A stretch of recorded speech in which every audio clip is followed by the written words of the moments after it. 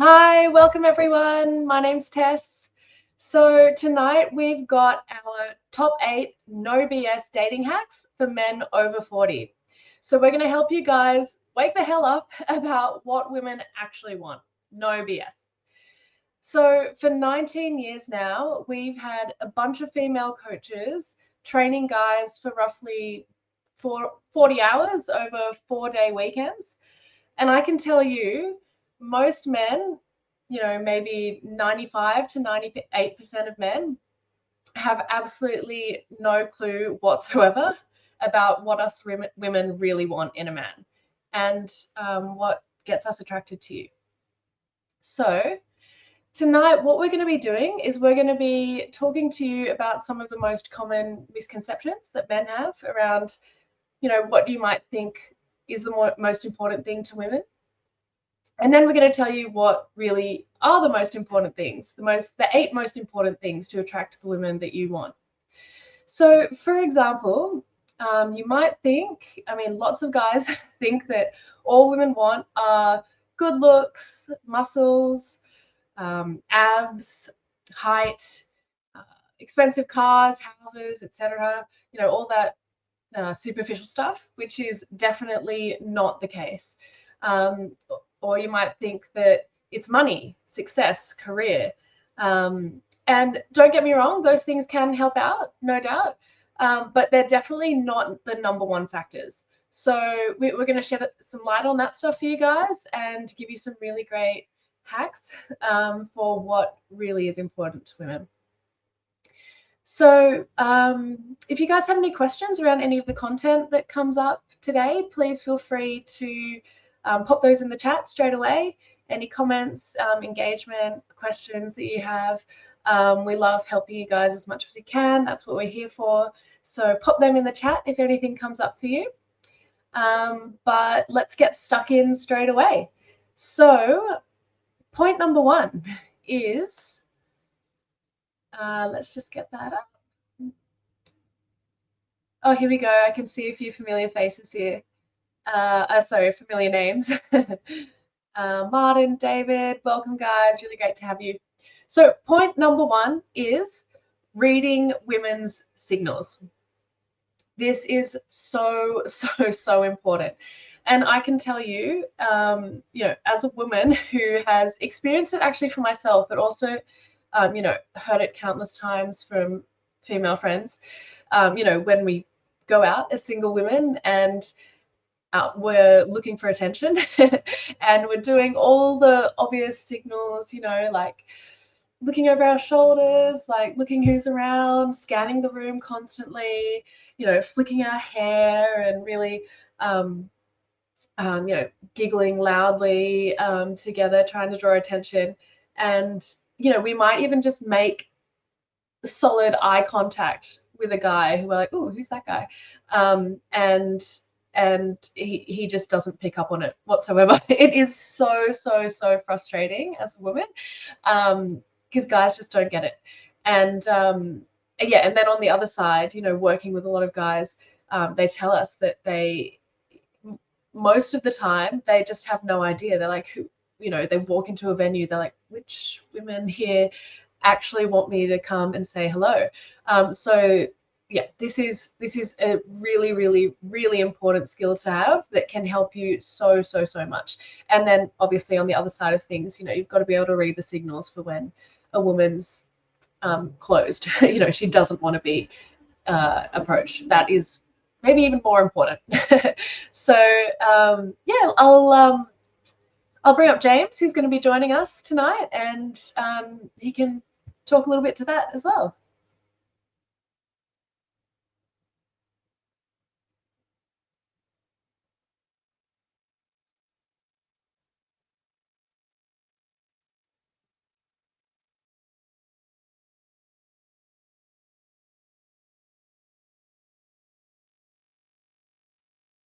Okay, James should be joining us any moment now.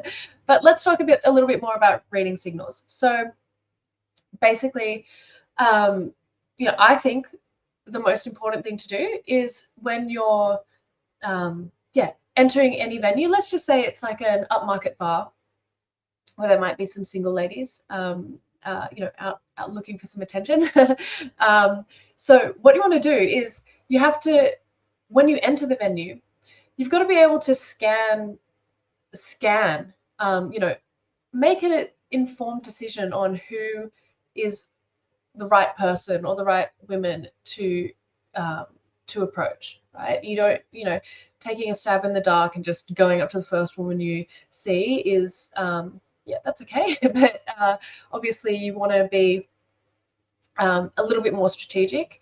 You want to decrease the likelihood that you will be rejected, and also, an invited approach, a woman that's actually inviting your attention, is your best chances at success, right? So, some of those signals that I talked about before, the hair flicking. Here we go. Hi, James. The Sorry hair about flicking. that, guys. Had my usual problems. Go right ahead, Tess.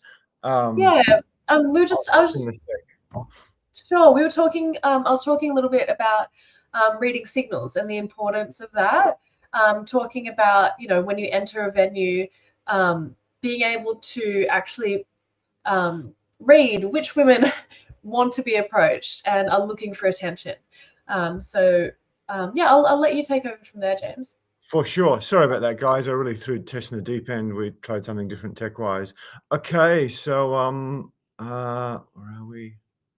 If you just jump off for a sec, Tess, I'll wait for the booze.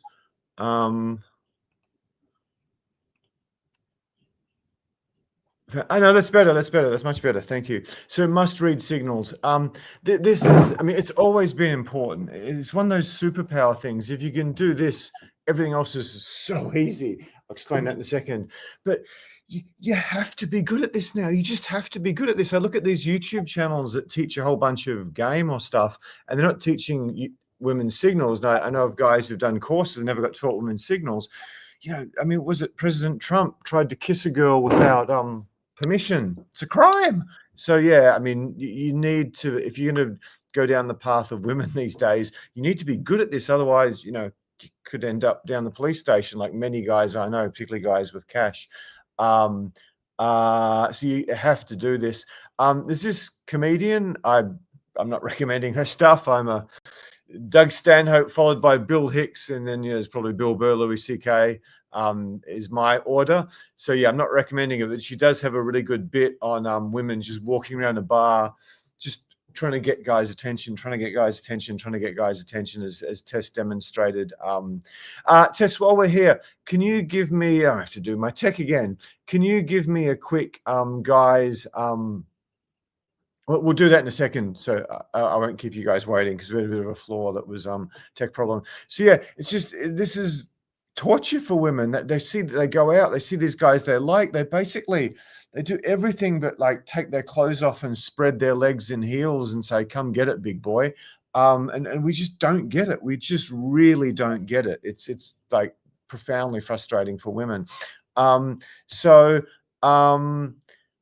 Yeah, again, if you've got cash or you're somewhat desirable, not just cash. A 6'6" friend of mine had a incident that very nearly went to police station.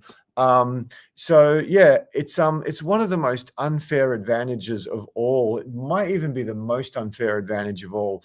If you can actually read signals, you're at a completely different level to every other guy. In our Breakthrough Bootcamp 3.0 training course, that's probably more popular than sex, which is saying something. So yeah, for most of you guys watching, I shouldn't say you individually, for the majority of the population in Western countries, when a woman looks at you like this, you don't even see it. You've got no idea. And you might be looking at her, you don't even see this. Actually, there's a question. Who can actually see what's going on here? If you just yes or no in the chat. She's looking at you over rounded shoulder. She's looking at you a sideways glance. She's got one of her biggest assets sticking out at a right angle for you to see. This girl wants you to come talk to her, but most guys just can't see that whatsoever. And yeah, I might have given this thing before, but it really brought it home for me. We did an event where all the female trainers, model female trainers, dressed guys. And then we did a very extensive reading signals session, which we now have pretty much on in the course. Monique, one of the models, did an amazing job along with a few other girls. And yeah, all these guys who were like 5'3", 5'4", 5'5", were just coming up to me all the time going, "Oh my God, this is the best thing that's ever happened to me. Yeah, all these girls were showing interest in me. I couldn't believe it. I couldn't believe it." It was like 53-year-old 5'3" guys saying this to me. I'm like, I understand when we dress the taller guys and some of the better looking ones, but I didn't realize it worked so well for everyone. Not that a short guy can't be a really hot dude. Just look at most of the actors. This is going to sound big-headed, but it's going to illustrate the point well. I can't remember if I did that point there. Yeah, some of my early boot camps, I was working, and I got results that a lot of people thought were just insane, where I'd take guys out to bars, bookstores, streets, whatever, stuff like that. And I'd train them, and then I'd go do some demonstrations. And yeah, I don't know, you had models from 6 different cities in the world in front of students, one of whom essentially got me the job, and just many, many girls. So I was a lot more promiscuous and skilled than I am now. And everyone thought, oh my God, this guy is amazing. This is magic and that sort of thing. So it got me the job. But part of it was I'd been a salesman, and part of it was I'd worked as a salesman, and sorry, Tess just wanted something. Part of it was I worked as a salesman, and I'd also done public speaking. So compared to the average guy, possibly compared to a lot of women, my reading signals ability was just off the charts. So it wasn't that all these girls were attracted to me. I was the best looking guy. I was even I was the most skilled guy. It was just when I walked into a place, or when I walked into a bookstore, or a bar, or a venue, I knew the girls who might have been interested in me, or probably were interested in me, the way they looked at me in my group when I came in. So I didn't so much approach the ones who ignored me. I approached the ones who could see me. Hopefully you guys will get that. It's, of all the points I can make about this subject, is one of the most profound, because you know how it's going to go roughly before you start, which most guys just have no clue about. Again, this is one of the ultimate money-making things ever. Yeah, we keep saying this. We've got like 6,000 subscribers. We're a joke in the YouTube universe, or the Instagram universe. I think we've got like 200 people on Insta or something. Yeah, so if you want to see more of these, if you want to see some of my other coaches, Tess is the best, but there's other ones too, clinical psychologists and other models. Yeah, if anything you can do for us with subscribing, that bell apparently is very important. I can't tell you why. And particularly if you could like the videos when they go up live for any of the regulars, that's one of the biggest favors you can do. Okay, this is going to be controversial. Most Western women are undateable. Most Western women are undateable. Now, before you guys go, or anyone, women watching, we've had a few start calling me a misogynist. My next point is, so are most of the men. They're just undateable. And I've got all these friends who are, models and professionals and beautiful, and they're just complaining about how bad the men they get to date are. It's just they're whining about the men just as much as we whine about the women. I won't get into the forces behind that, and large, powerful entities trying to control the way we think and live. But yeah, it's shocking. And if you compare percentage of Australian women, percentage of Australian men who are dateable from the 70s or the 80s or even the 90s to today, it's just shrunk. And it's the loudest, richest guys that complain the most. A picture's worth 1,000 words, and I could have been dramatically harsher than that. Larger, shorter, drunker. But yeah, I think you get the picture. Most people have been out to a bar or something, or anywhere, or a party. It's like, what the hell is going on here? And the problem is, the ones most of you guys want the most beautiful ones have a red carpet rolled out in front of them when they're 19. As soon as they really sprout breasts, it's like they live like they're rock stars or celebrities or athletes without having done anything. And a lot of the women that you're initially attracted to, they get the most undateable and the most toxic later on, because they realize they get to this age, whether it's 28 or 27 or 30 or something, and they just don't have the privileges in society they do, and they take it out in the men they get, particularly the the white collar professionals and the business owners who have some cash, unlike all the whatever yoga teachers and amateur rock singers or DJs that were whatever going through in their early 20s. And unfortunately, Instagram's contributed to this a lot. Women don't really understand there's guys you get to sleep with, and there's guys who actually will commit to you for a long-term relationship. And I can count the girls that even think about spending 6 months with in my life on one hand. I've slept with quite a lot more. But women, they don't understand this. I think Tess did a fantastic intro, even though we threw in the deep end with tech in a bit. And she talked about how most women just aren't interested in Western guys, and that men don't understand what women really want. And they think there's a bunch of things that they might kind of want, but it's nowhere near, and it's not even the top 5 in many cases, which is what today's about. But as she was saying that, I was thinking I may coach women at one point. I think I've got a lot to offer because I know so much about what you guys want that doesn't seem to be showing up on YouTube. But yeah, women think, oh, you got to be beautiful, you got to be beautiful, beautiful. Yeah, you do, and that's going to help you a lot. But for most guys I know, feminine can compete with beautiful, even beat beautiful. Can anyone agree with me on any of that points? I know the case of, you can't talk this way, but a girl who's a 9.5 who's not very feminine. I mean, I'll take the 8 who's really feminine any day of the week, apart from the ego side of things. Certainly other cultures, whether it's Eastern European, Latino, Asian, that are very, very popular. They can be dramatically better than the Western ones, Europeans to some extent, but it's still this globalization, global media, global social apps. I mean, everyone's pretty damaged these days, or mostly. I think I've already covered that. And yeah, okay, so I've covered about why Western women are undateable, and I've tried a lot to find a relationship-worthy girl, and as I said, I can count them on one hand in my life, and none of them had Western backgrounds. I'm going to that another time. So yeah, so before you guys go, oh yeah, women are horrible, women are horrible, women are terrible, women our age are terrible. Age. I mean, yeah, I'm not going to argue with you, but you've also got to see the women's point of view. Tess, you're probably going to be a more credible source of information on this, given you're an ex-model with 2 degrees and you're an expert coach. Just tell me about, I don't know, your friends bitching or your bad experiences. Just, I don't know, I'm not telling you what to say, but what's your thoughts on this subject? Yeah, that's interesting. I think men being undateable, I think it does come down to, I think that a lot of men in today's day and age are just, there's a bit of a loss of masculinity, let's say. So a lot of guys are just way too timid and really, overly polite when they try to speak to you, and they never make a move, so it just becomes frustrating for the women, and they I guess that frustration in the women can turn into maybe toxic behavior, which then makes the women undateable. So it's a little bit of this like vicious cycle. And I think that women do still a lot of the time rely on the men to make those first moves, because we like to be made to feel attractive and and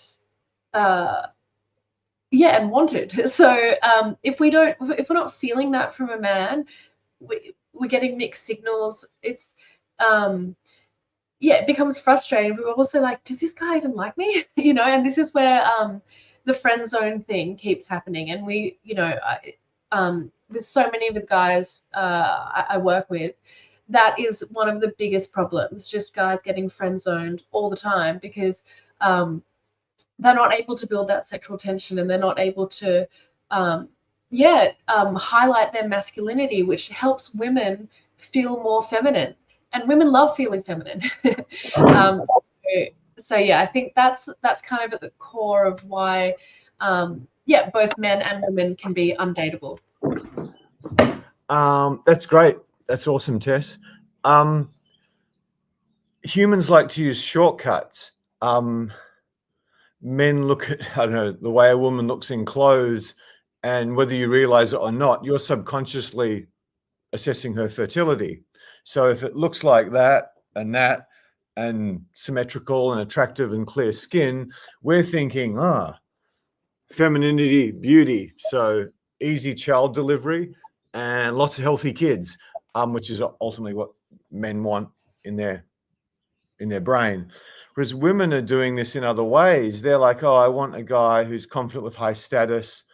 And the way they do that is they use pre-selection. Sorry, I'll try to go one of these without crapping on about Charles Darwin. I sort of jerk off about him. Sorry about the reference. Yeah, it's like if other women are attracted to him, it's going to save me a lot of time sorting through all the men, because women have a much shorter period of time to reproduce than we do.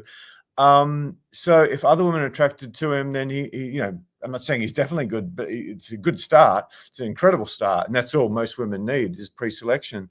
So if she's doing all the signals that we talked about, and you're just standing there going, oh, you think that girl likes me, or is that her boyfriend over there? Or if you're this chicken dude like most of us, and I certainly was until 30 something, she's just not interested. It's just like this guy's a loser, he's weak. Some of them beyond a certain age who are attractive might be interested in a sort of weak loser guy in a woman's sense. He could be a cage fighter. Yeah, because they want a guy they can control easily. So yeah, another probably one of the best things I've said on this subject is I'll move on. It's a bit off the topic. Okay, Tess. Okay, let's get back to that's great. Thank you for that, tech guy. So yeah, they're just too scared to even talk to the girl. Actually, Tess, remind me to get back onto the topics as well. So, I mean, many of you watching, if you're sitting in a cafe somewhere and a girl's looking at you like this, many of you will be like, oh, she's pretty. You won't understand. That's her begging you to come talk to her. A complete stranger looks at you like that. And women need to go to this extent to get guys' interest in the modern world, because we're just so dumb. I mean, I spent quite a bit of time in Latin America in the 2000s. Brazilian guys did not have that problem, or Peruvian guys or Argentinian guys or any of them. Hence, so many Australian girls, they might be dating some whatever accountant or hedge fund guy or surgeon, but their heart is still with whatever Sanchez or someone. They're penniless, traveling Australia in Brazilian reals, whatever, capoeira instructor or something. So how many of you would see a girl doing that? Most of you wouldn't even see it because we're so blind to this. Okay, this is the biggest thing of all. Pretty much all mammal. Okay, we see a girl in a cafe looking at us. A cafe we come all the time, and she's looking at us like that. We do nothing. We don't know. We might think, oh, she's cute. Is she looking at someone behind me? Because everyone in our society has their self-esteem so heavily punched down, intentionally probably. So a girl's sitting in a cafe. You stuffed that up. You can't take this guy out. And most of you won't do it. Now, think about where we come from. Gorillas, chimpanzees will often fight to the death just for the chance to mate with women who are in heat, just all the time. That's, yeah, deers kill themselves. That's two male gorillas fighting over the chance to mate with a woman in season. I didn't get we missed on the slides. And apparently there's a certain seal, a large seal, that's got these big tusks. I can't remember the name off the top of my head that I researched. If they want to mate, they're going to kill another man. That's it. So whereas most of our relatives in the animal kingdom, dolphins, chimpanzees, all the primates, they'll risk death. They'll risk serious injury for a chance to approach a woman. We're terrified. I mean, how fucking retarded is the modern Western man? And we complain about the women are too masculine or something, which they are. But yes, it goes both ways, my friends. I mean, there's a bunch of guys with much bigger followings than me, and all they really do is give you the courage to talk to girls. They don't teach you anything about date planning or women's psychology, or give you women like this to actually practice on. And yeah, they're massively successful, and some of them charge a lot of money just to teach you how to walk up to a stranger. I mean, these guys will fight to the death for a chance to walk up to a stranger, and we're too scared to do anything. So yeah, hopefully I'll get people switching off in droves. So yeah, and white men and Asian men are the worst, and even Brazilian men, I think, and Israelis are getting a bit hammered down by the world today. We're blind to signals. We have no idea what to do on a date. You guys will just copy the movies and put on your best clothes and take her out to some expensive restaurant for hours and hours, which, yeah, it just doesn't really help women. And you know how to escalate. No manners. I mean, some of the girls I've dated who probably had any realistic guy they wanted, they could have dated. They said, oh, one of the things was, here's a big tip. When we're walking along the road, you always made sure you're on the street side, or maybe just open a door for a girl occasionally, or let her get into the lift or something before you. It's incredible, help someone who's not, young and healthy and strong with a bag sometime. It's just, women see this and it attracts them so much. Please and thank you goes a long way. I'm going to go on about this, but I mean, as older men, I think I might even have a point about it. As older men are really fortunate because the entire younger generation has just been completely destroyed by porn, chemicals, sedentary life, particularly the smart, high-earning ones who spend so much time on a computer or talking on a phone or talking on Zoom these days, or Teams, whatever it's called. So yeah, it's crazy. We get Perth guys and we get blue collar guys coming on a boot camp. It's not many compared to the white collar guys and the business owners, but it's incredible how much more attracted the model female trainers, most of whom can get most of the guys they want, are to many of the blue collar guys because they actually still do man's work. They don't have these pathetic little girl hands. I got beaten in thumb wrestles by 2 models in a row I dated, whatever, 6-foot farm girl heritages from America. So yeah, I mean, I've got 3-degree hands. I mean, yeah, they're not a big turn on. And yeah, have we got the photo of that? Yeah, on one of my events, we get a whole bunch of girls, mostly models, and the guys can sit and ask them anything they want. And some of them are very, very good at this. And one of the things that I learned that shocked me is all these high value, high status, hot guys that these women get to spend their lives and share their bed with. None of them had a fucking clue what they were doing.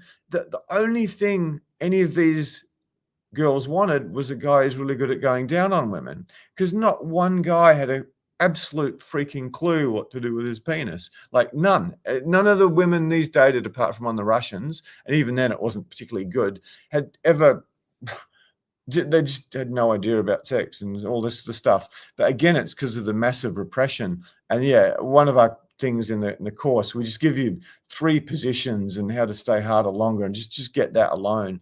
And don't get too carried away early on. And yeah, I mean, so many of the desirable guys in our era are just completely obsessed with work, money, status, thinking that's all that women want. And it's like we've been trained since we're little boys. If you build it, she will come. If you build it, she will come. If you build it, she will come. And I was the biggest sucker of all. And the other problem is if you tick a few boxes and you're a man, particularly if you're still quite young and you know how to put an Instagram page together, I mean, you can just run through women like nobody's business these days. Not that that's something I want to do. If I was in my 20s, I probably would. But yeah, and obviously often not the best women, just status hungry girls. And a bunch of my clients who are worth a lot of money have done that. So yeah. And now many of the highest value men in society have checked out of dating altogether because they're terrified. They go to the police station the next day, or they're shamed on social media. Their business collapses. It's in the back of so many guys' minds, which is good for guys who actually have some reading signal skills and some female psychology skills and can be 99% chance of avoiding any bad ones. But yes, so many of the elite of society, they're just with high-class hookers. Sorry, this is a joke. The price is going to plummet with Grok Imagine, I can tell you that, because models aren't going to have many ways of earning income soon. And sugar daddy apps, the number of guys I know who are really successful, some of them good looking, who are on those things. I've never been on an app in my life.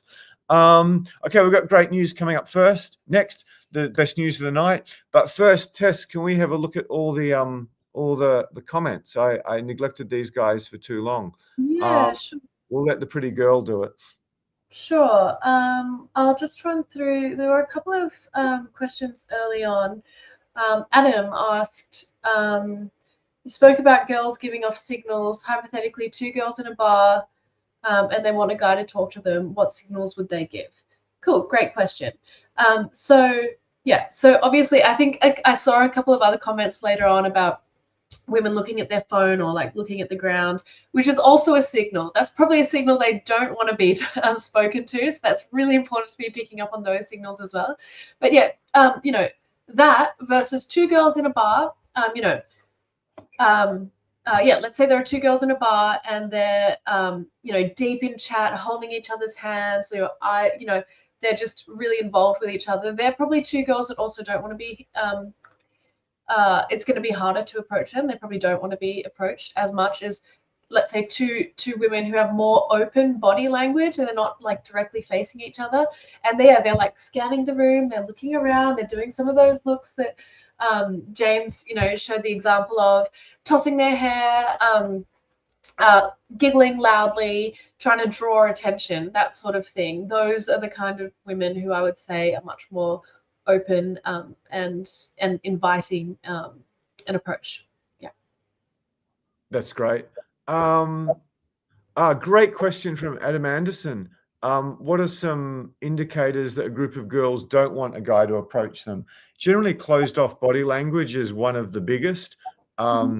If they tell you to fuck off, that can be a good giveaway. Having said that, that's me trying to be funny. I'm very dry. So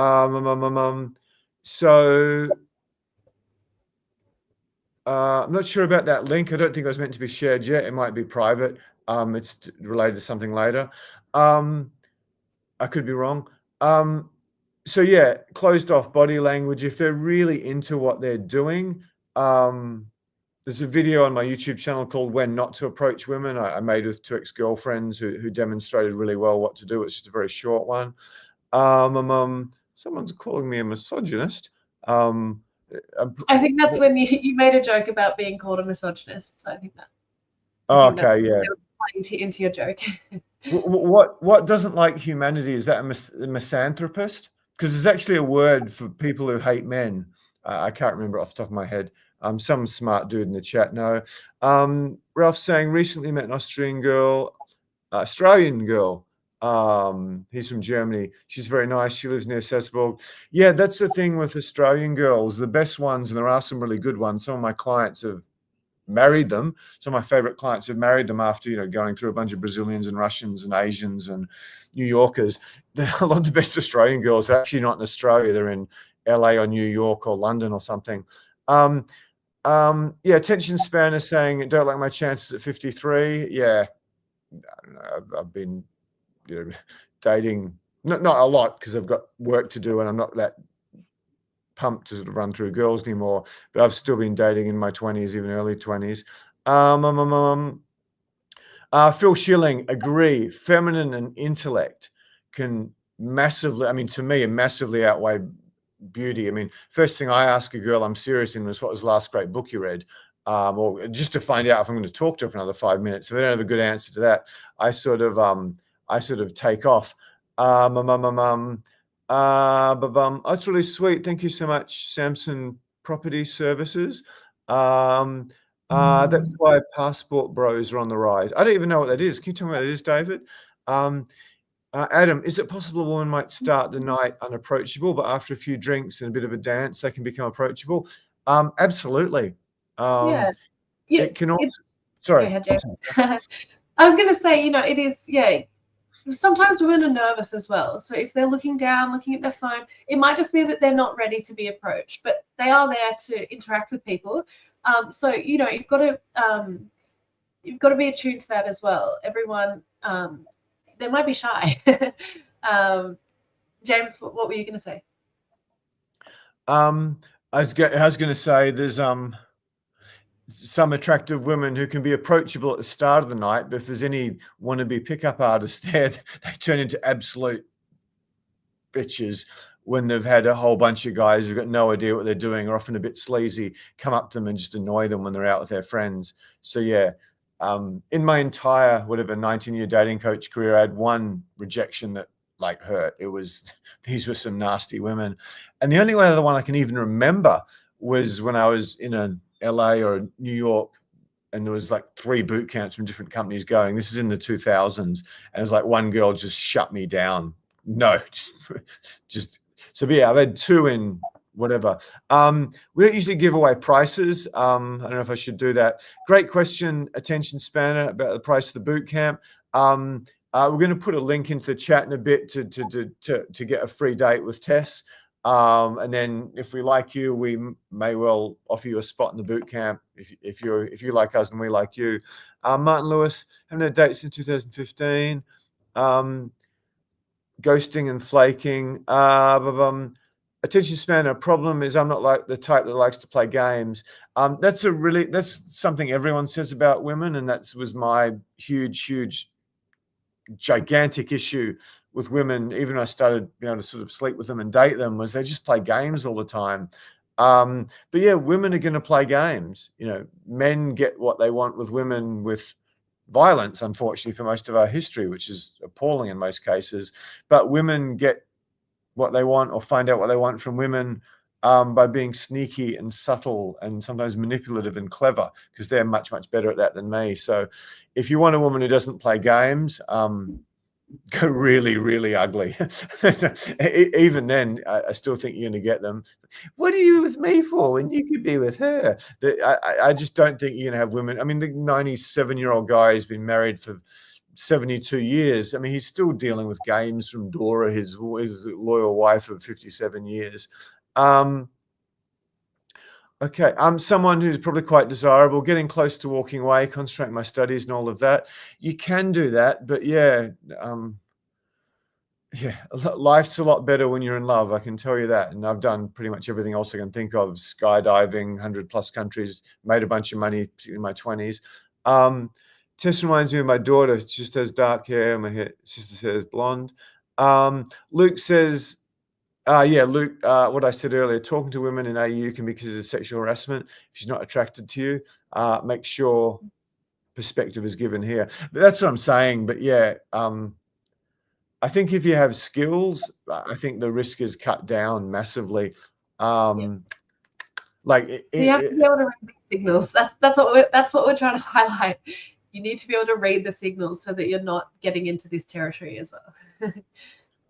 A good example, it's just guys who don't know what they're doing. They can't read signals. They can't escalate competently. And now women have been handed this wild card where they can ruin your life if they want to.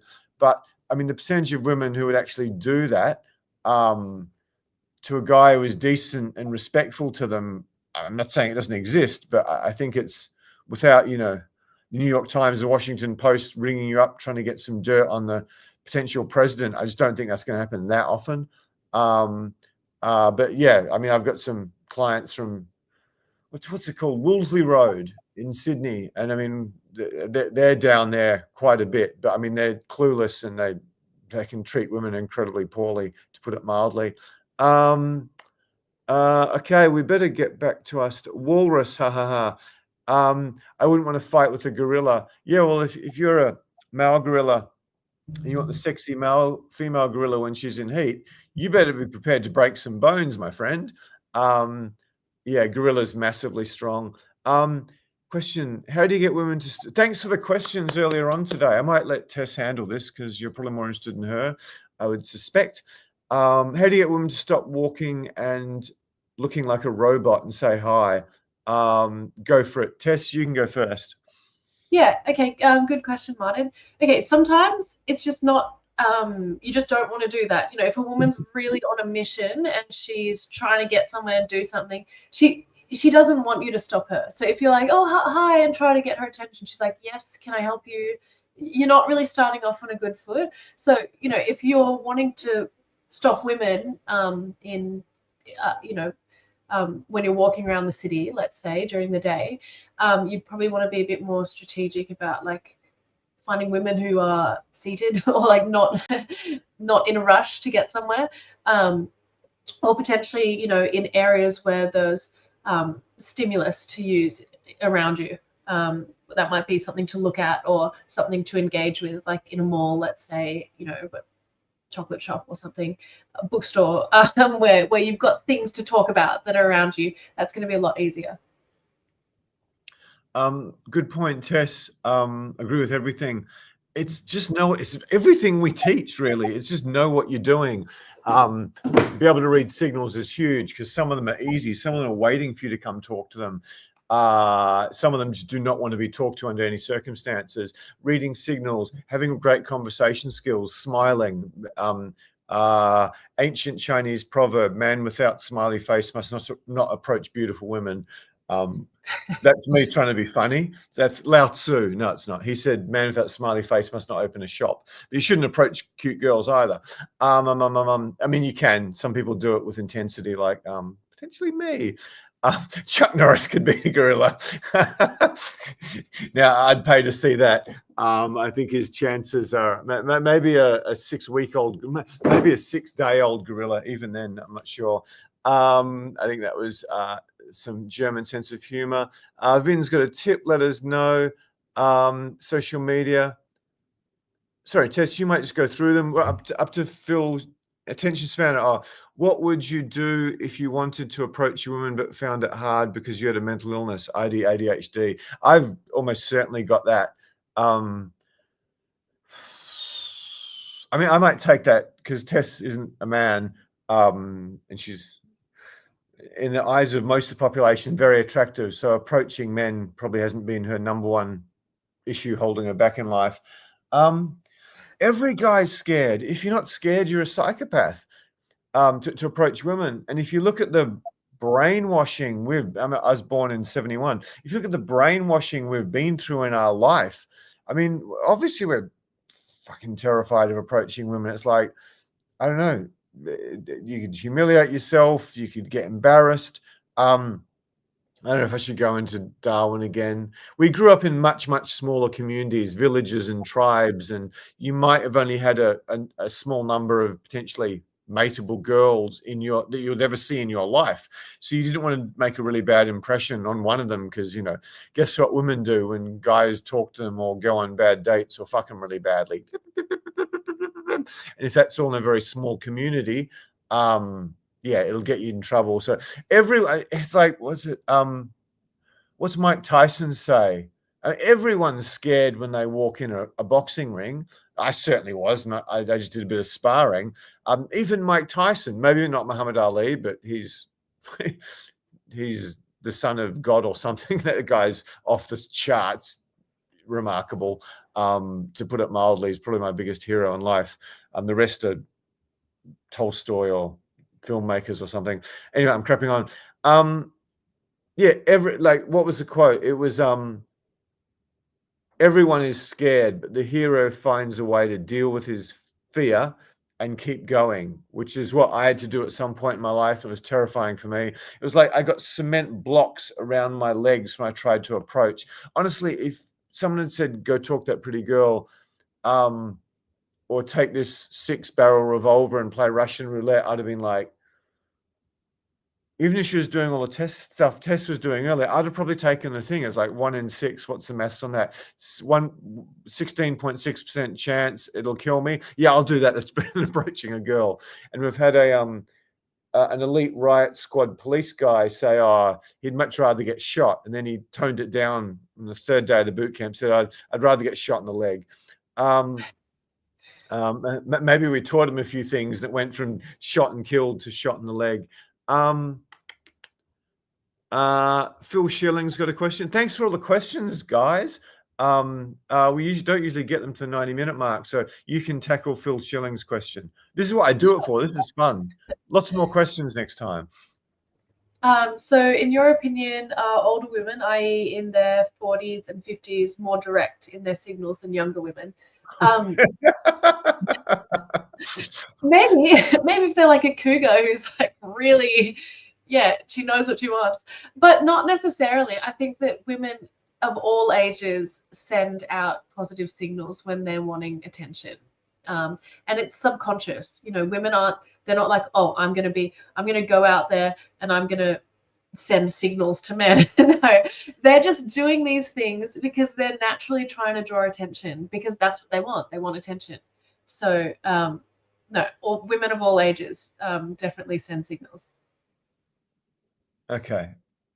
I might get accused of the misogyny thing here. Like most men, I tried to hang out with women who are more beautiful than average, and because I was whatever good at sport and reasonably successful in finance, in my 20s, I had friends who were successful, in one case cool, and they had attractive girlfriends. So most of my experience with attractive girlfriends, you obviously try to go as attractive as you can. For reasons I won't go into now, I ended up traveling South America with a girl who was, I'm not going to put a number on it, but not high. And we were in a group together because it was convenient for me to do this. And she'd already done all the homework to travel, so I thought, yeah, why not? But yeah, I was just watching her with groups, and she was a complete master at communicating attraction to guys. I mean, she should be giving hot girls or even average girls some lessons, because she'd be in a group of like 6 people, and she'd want the guy over there. So I copied some of this stuff as a dating coach. Maybe I should hang out with ugly girls more and get some more tips. And she'd somehow find a way to go across the group, interfere in it, touch this guy in the arm, give him a little thing like that to let him know that she was interested in him. So yeah, but yeah, age, less attractive, it's definitely going to be the case, because they've just got to get what they can. They're going to take what they can get. So yeah, I think he's definitely on. I mean, it's not my thing at all. I'm young, I still want to have kids. But yeah, it's definitely much easier. Yeah, I suppose if you put it that way, James, less desirable women might send stronger signals. Women who are getting approached left, right, and center, they probably don't have to send many signals to get someone to approach them. So they're probably not sending as strong as signals. I agree with that. That's actually a compliment to you. You don't understand this. Tess is hot and Natalia's hot, but if you see them in day-to-day life, they don't have everything stuck up and in front of you and short and tight the whole time, because both those women, they get a lot of their self-esteem from something other than their beauty, which makes them a lot more dateable than a girl who's just totally beauty focused. And there's a lot of very accomplished, impressive women who just can't see past their beauty. I've dated a couple, at least a couple. One of them was just tragic, and a couple of my female coaches are like that too, where in one case she's very bright and very charismatic, but she really can't see much past the way men perceive her. But yeah, Tess and Natalia aren't like that. The reason I'm saying this is Tess probably doesn't have the life experiences of someone as attractive as she is. She's also very feminine, because she's not throwing it out there the whole time, and just guys coming up hastily the whole time, like a girl who's constantly throwing it out might be. How should you react if a woman keeps asking about your past? I don't really want to talk about past relationships, divorce. On first dates, someone would dwell about asking this. Tess, do you want to? Yeah. So there's a skill in conversation, absolutely, just diverting it. So obviously you would acknowledge her question and just say, oh yeah, and whatever. You might give a really short answer, but then put the focus back on her. And you do that by asking her a really good open-ended question where she has to, it's harder for her to reject that. And if you do that enough times, if she keeps prying but you keep diverting, she'll get the message, like, you're just not going to talk about it, right? So yeah, it's about just shifting the focus to her, changing the topic, that sort of thing. I would answer that with a question. That's a great answer. I'd just go, why are you interested? Why are you asking that?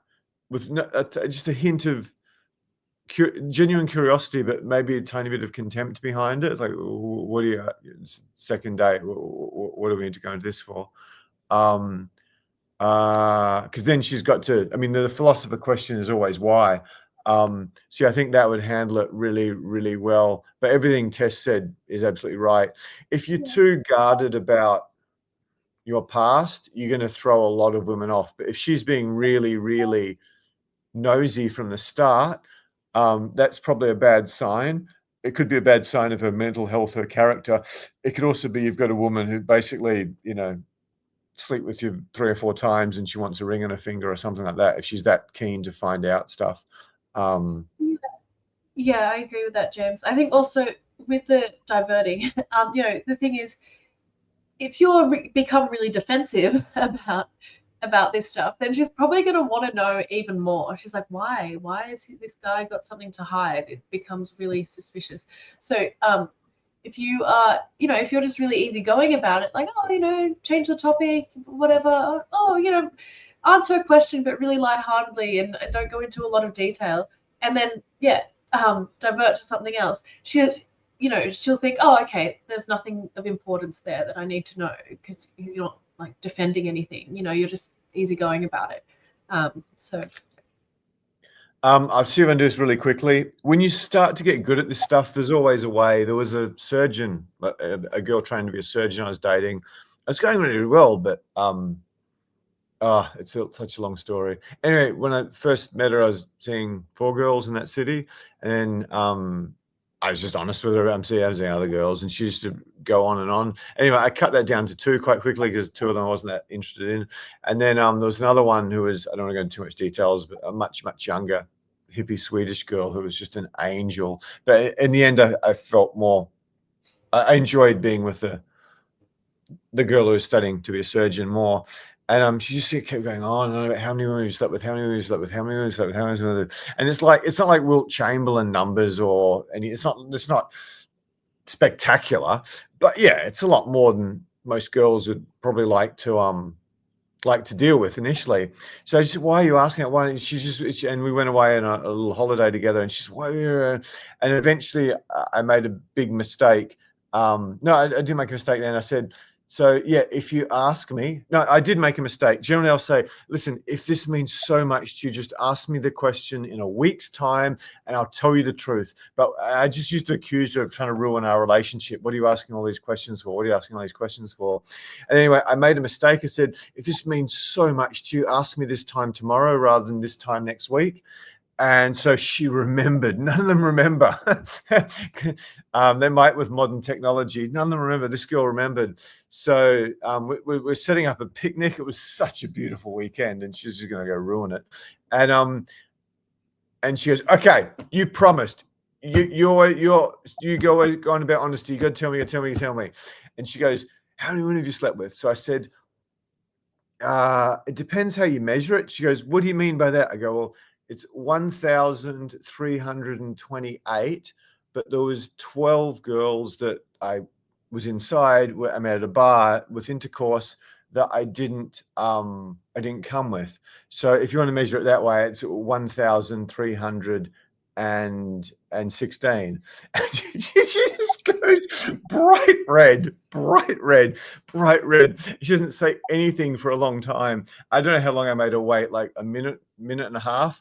I go, I was only kidding. She starts beating me up. So yeah, I never ever told her in the end. But yeah, I must say later on, she slapped me really hard in public the other day, later on that weekend. Anyway, I hope that story provided some value to you. There's a bit of an education in it, but it's more that, yeah, once you get to a certain level, there's always a way. And this girl was no dummy, obviously. Okay, we might get back to the stuff. Can someone remember where we're up to? Hank M.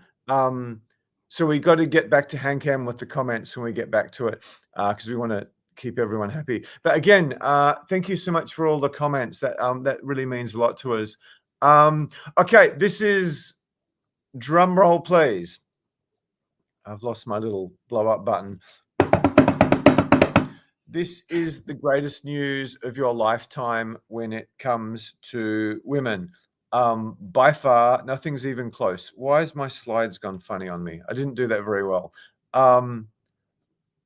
Excuse me 1 second. Okay, here we go. What the hell? Okay, here we go. something something seriously wrong. Um, can we get back to the slide I was on before? I just couldn't blow the screen up properly. Yeah, that's it. Thank you. Okay. This is the best news I can tell you about women of your life. Repeat, this is the best news I can tell you about women of your life. It has never, ever, ever been easier for skilled older men. It is a joke. I mean, look at me. I'm skinny as anything. I've been horrifically ill for a long time. I mean, when I go to the popular place near where I live, I mean, the attention I get is just out of this world. Much more, probably much more so than I was in my late 30s. Now, a lot of guys, I'm one of the more hardcore travelers you'll ever meet. And there were some hardcore travelers raving. I'm pretty sure it was Croatia or Serbia just after the war, because there was Ukraine, Hungary, maybe. But they were raving that there was literally 14 women aged 18 to 40, could have been 18 to 30, I can't remember, for every single man in that country. And an attractive friend of mine who was also our model went there, and just ridiculous. So every one of you, when you were 20, you dream of being this guy. You know, Dan Blitzerian. I've never looked at anything he did. But yeah, he's constantly surrounded by women, and he's got all these opportunities and limitless access. Basically, with a bit of skill, if you still want to do it at the age we tend to coach clients, that could be any of us. Simply because so many men have given up. They've just given up, or they're just totally not dateable. I mean, there's so many reasons. I mean, there's a guy who I believe is quite successful who comes to these quite regularly. He's terrified of all this stuff happening, which I'm not saying it's completely out of. I'm not saying it's impossible, but yeah, I mean, I've coached a lot of very wealthy guys. I've never heard a thing about that. After I coached them, I've heard plenty before. And yeah, porn has just completely destroyed a generation. I forgot to share the anecdote about my female trainer panel. Yeah, so many of the high status guys they were dating, they couldn't actually get their dick up. They literally couldn't get their dick up. And even if they couldn't keep it up for very long, and they'd come too soon. So it's just, it's insane. Social media has turned so many people into just these morons, just complete morons. And COVID has basically killed a generation of younger men. I mean, the kids who were meant to be going to university during COVID, oh my God, or people who worked remotely when they were young during COVID, which was 3 years or something. And then you've got the whole programming for everyone to be woke beta males and stuff. And, I mean, yeah, men have treated women appallingly. White people have treated black people. I don't even have words for that. Transcendentally fucking evil. What different people have done, but to have sort of two 5-year-olds, a white 5-year-old man, a black 5-year-old man standing up, he's got to apologize for his ancestors. It's like trying to get every German to apologize for World War II. It's insane what's happening in the world today. And yeah, as older men, particularly if you do a little bit with health, which is something we teach a lot, we have an advantage. We've lived far more active lives. I'm not a parent, sadly, but apparently you're a neglectful parent if you let your child walk down the street, or go ride to his friends, which is just a way of life for people who grew up in the 80s or 90s like me. So we lived active lives. We might have climbed trees and played on building sites and played a bunch of sport when we were young, rather than just, where's my phone gone? Rather than just stuck to Instagram or TikTok. Hopefully, once you start to change your diet, it's amazing what can happen to everything, libido, sex, everything. We've been less pollution, less toxins everywhere. And many of us older men still have higher testosterone than some of the very younger men, just because of the crap they're putting into their bodies, some of it's forced to go in. On top of that, I've said this a million times, young, beautiful women want older, confident men. It's the way it's been since the beginning of time. And whatever's happened in the last 30 or 40 years hasn't changed the core desires.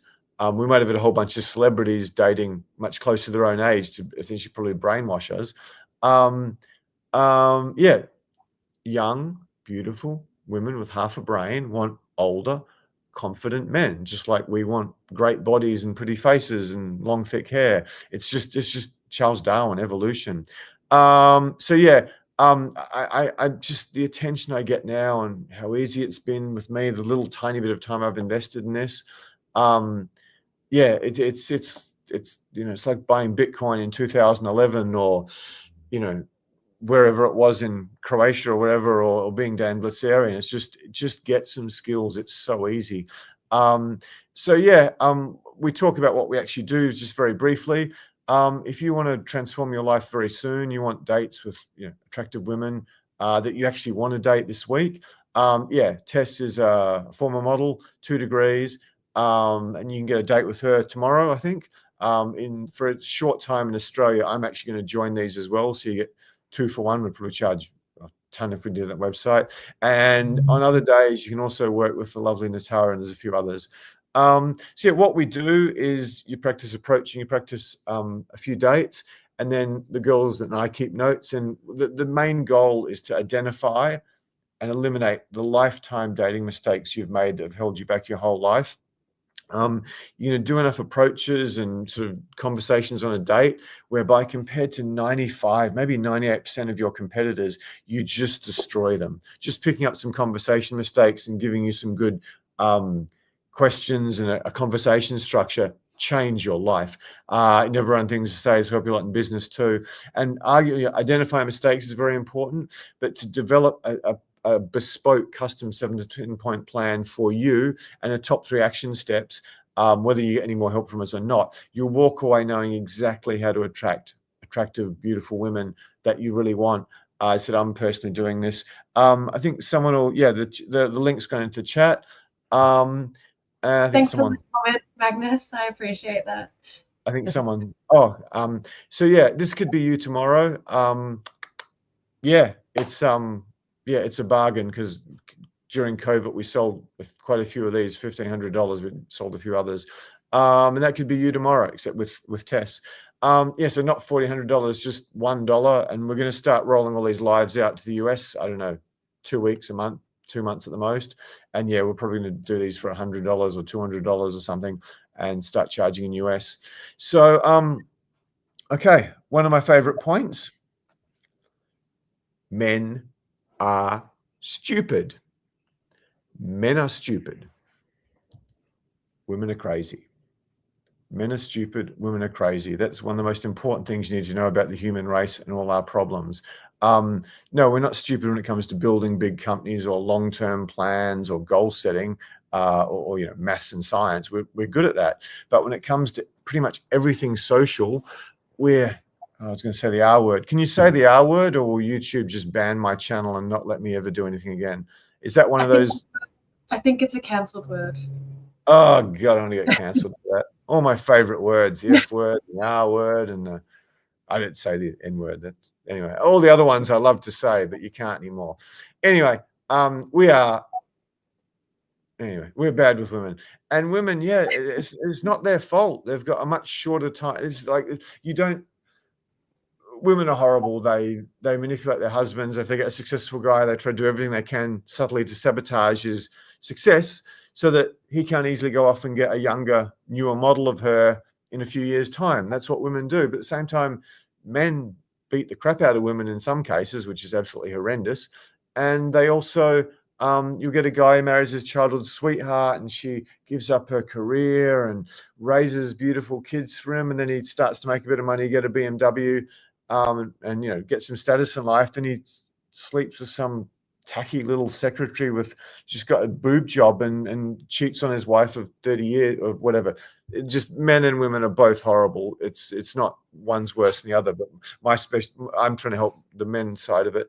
But yeah, you've really got to understand that women's intellectual advantage over you at reading signals and understanding stuff is staggering. It's staggering. It's like, whatever, we're 50% stronger in the legs, 70 or 80% stronger in the upper body. They're like 10 times better at that, because they raise kids, because they've got to worry about getting raped every day. Attractive girl historically before modern law and order.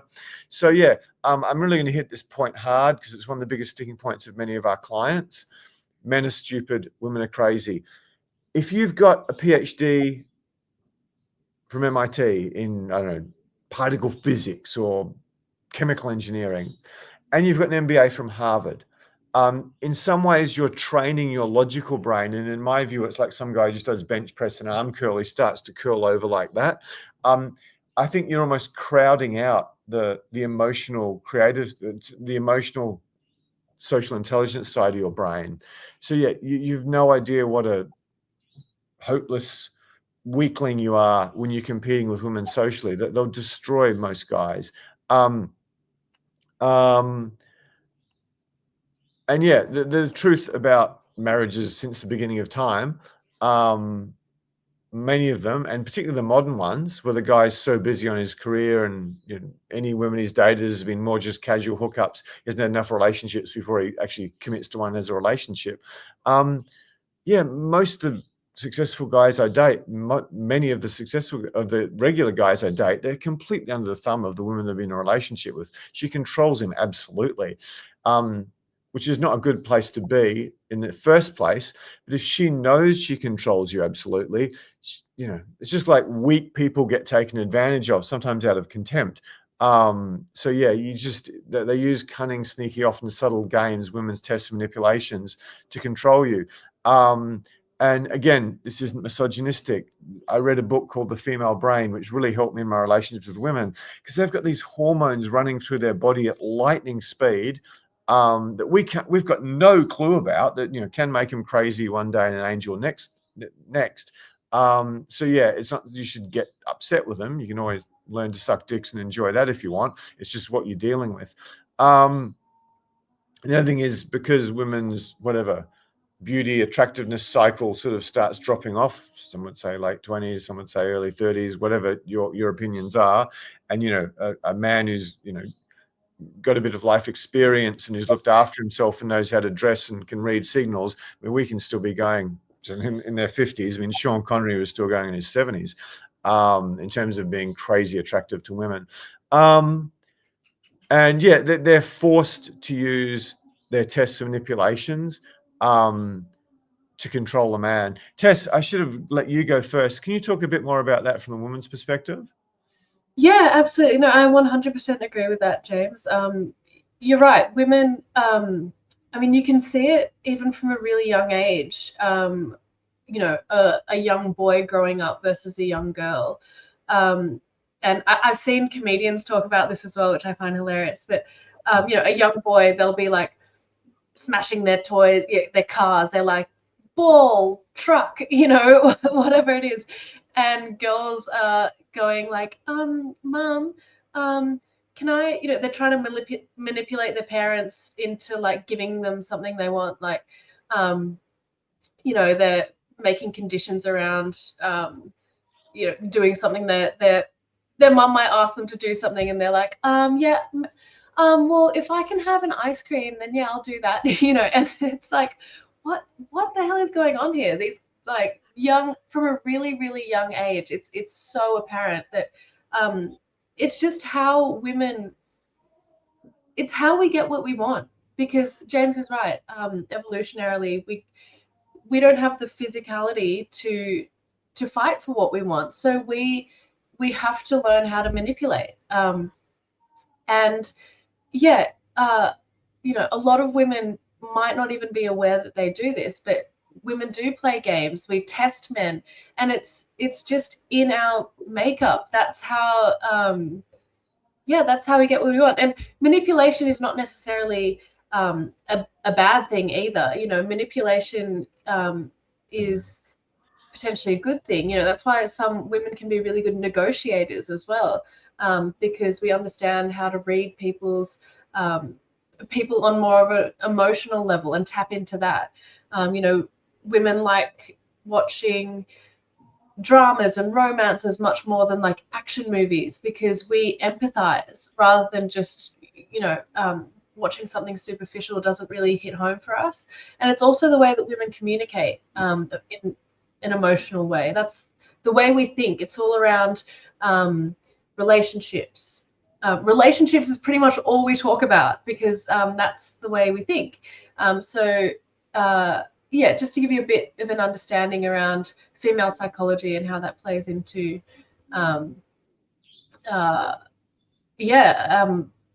all of this stuff. So yeah, it's a pretty complex topic, and it looks like someone here is commenting on that as well. A good read, the female brain and the male brain. Great, thank you for that. Yeah, so as much as we like to deny it, these things, I'm sure you guys have all seen those examples in your day-to-day lives. They exist. Yeah, Tess has covered there's 8 amazing bullet points come out of that, just to reinforce some of the points.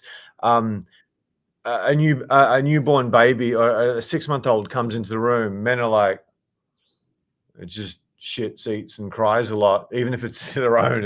But they're interested. Women are like, it's like, whatever. 30-year-old Brad Pitt giving them 10 orgasms in a row. That's like the best thing that ever happened.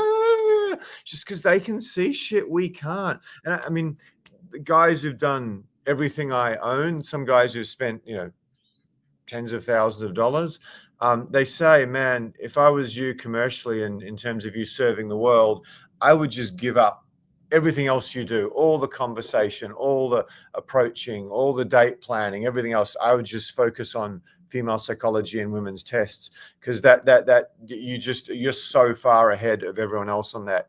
Thank you to an ex-girlfriend of mine with a 155 IQ who wasn't particularly happy that I was traveling around the world with many other girls when I'd see her for 6 or 8 weeks a year or 10 weeks a year and just be obsessed with her. And then I'd get there and go to Pakistan or New York or something after that. So yeah, she gave me a master's degree. Plus, I keep telling guys this, if you want to do better with women, this is great content. Do some sort of fighting sport and read literature. So much of what I know about women's from literature. Most of it's bad, but if you know the right stuff. Okay, what's some other? She covered so many other points. Yeah, if you look at, I haven't done much of this, but if you look at any entertainment made for women, so much of it is about trying to manipulate and control, and they're not just manipulating men; they're manipulating everyone. So yeah, The Female Brain by Louise someone, that was a great book. I haven't read The Male Brain; it's sitting on my bookshelf, but I'm not as keen on dick as I am on pussy. I'll probably get suspended for that too. So let me see if I finished all that. Yeah, that's great. We've done that. So, Tess, if you could start with, who did we abandon? Some of the questions you mean? Just one sec. I said something. Phil Schilling, about 10 minutes ago, said, last time I paid the $1 and there are no spots available, I heard nothing further.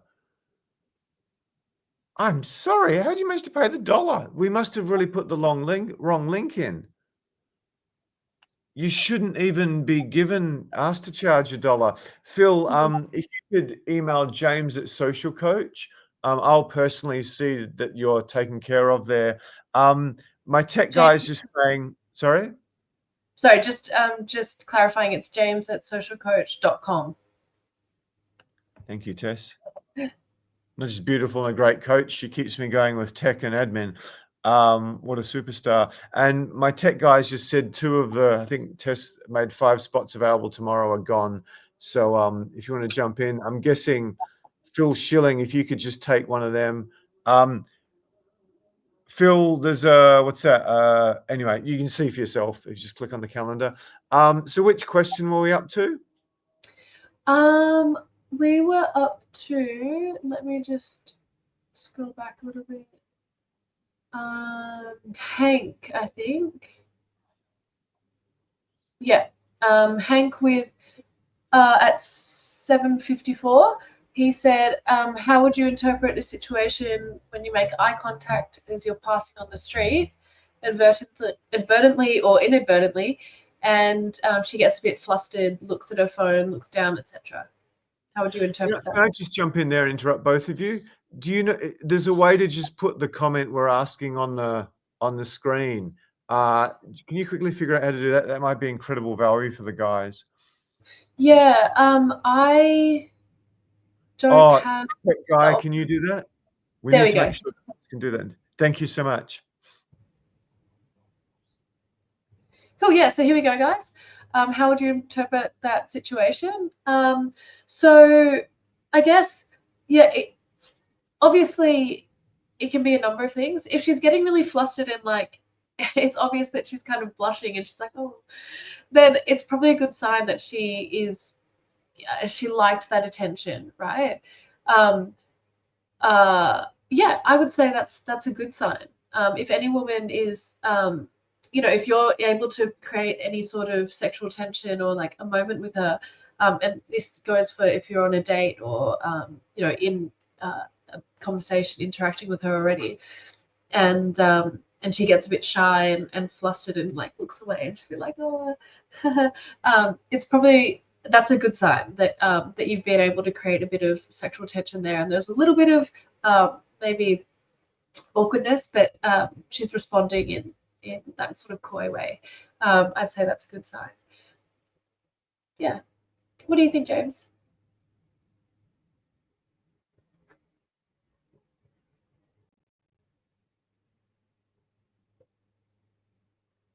I think, yeah, obviously if she's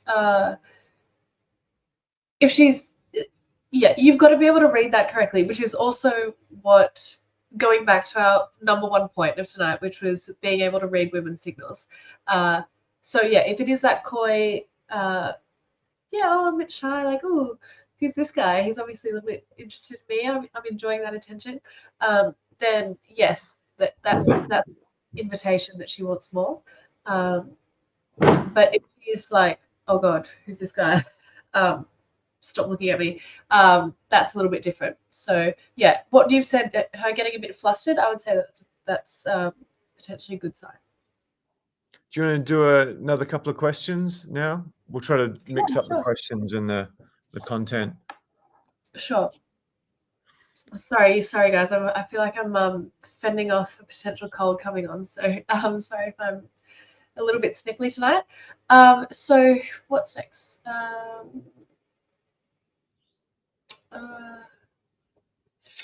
Excuse me. Okay, someone says, the problem for me is words come out of my mouth faster than I think them, which is not a good look. Yeah, that often happens when we're nervous. That's so common. So, the thing is, the more outgoing you are and the more you just speak to people in day-to-day life, whether they're attractive, beautiful women or just people behind a counter or someone you're sharing a lift with or whatever, and you're just become used to training that instinct for being outgoing when you have the opportunity, then it becomes a lot easier, even when you are in front of a woman, to stay cool, calm, and collected because you're used to just, taking that first step. If I might just say something there. Yeah. Problem is the words come out of my mouth faster than I can think them. Honestly, the smaller percentage of talking I do prior to good sex, the better it is for me. And I'm not that disciplined enough at doing this, but the more you say, the more the greater the chance you've got to say something stupid. Or potentially, if you have lived quite a good life, intimidate the girl out of even wanting to sleep with you because, oh, this guy just wants me for a short time or something, because you do get some incredibly attractive women who are quite insecure.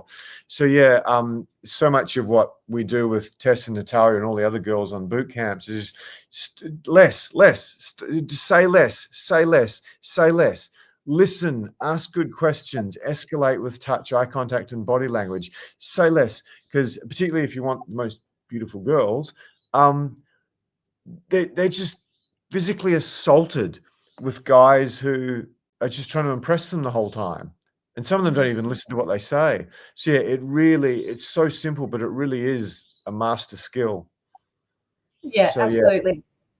Yeah. Absolutely. I think rather than trying to impress with your stories and what you're good at and blah, blah, blah, if you can just get a woman talking about something she loves and she really wants to be talking about, she'll just go on and on and on, and you really don't have to do much work, and she's going to be loving it. She's going to be thinking, wow, I'm enjoying this conversation so much. So yeah, it really is about just having that skill in conversation, asking really good questions.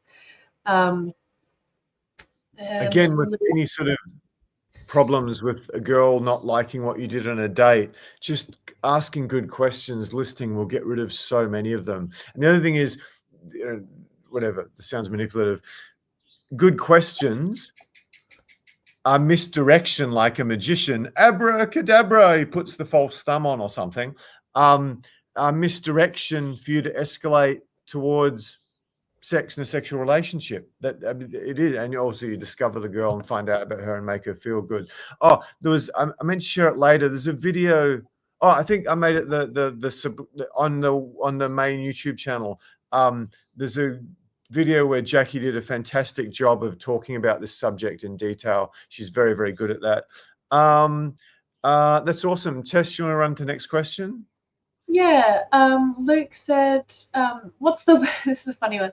What's the best way to keep women 40 plus away from approaching me and constantly standing next to me? Some are very clingy, and I'm more interested in attractive younger women. Not the worst problem in the world to have. It's a bit of a funny one. Yeah, so obviously, we spoke about this a bit earlier, women who are maybe potentially past their prime, or that can be quite strong in their signals, or quite proactive in them approaching you. Actually, funny as well, Magnus said +1 to Luke's question. You guys have got the same problem there.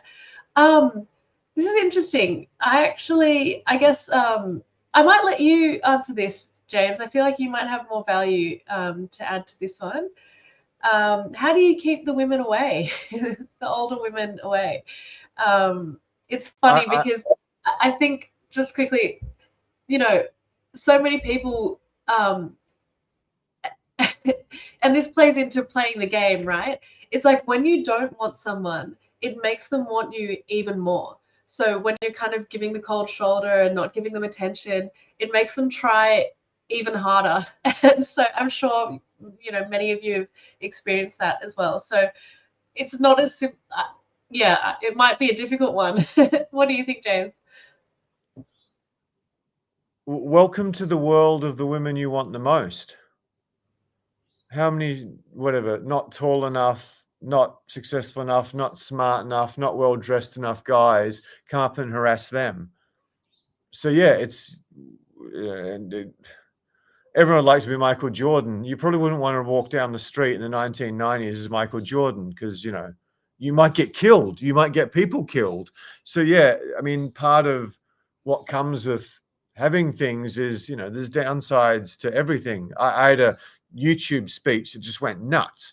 I was getting 50,000 views a month for a long time, and I'm like, guys are coming up to me and fucking, when I'm in Speedos at the sauna, and the 3 times in just over a month, guys come up to me when I was in Speedos. I was on dates with girls. Guys, oh man, I loved your speech. I loved your speech. She goes, and yeah, in some cases, we hadn't got around to talking about what I did, which, yeah, it's just part of life. In terms of answer, I mean, yeah, it gives you tremendous empathy for what your target market's going through. You've just got to, I'm a huge believer in karma. I've done a huge amount of meditation compared to most white people. I've done a lot of meditation.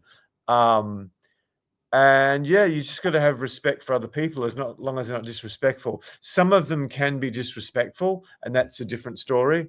I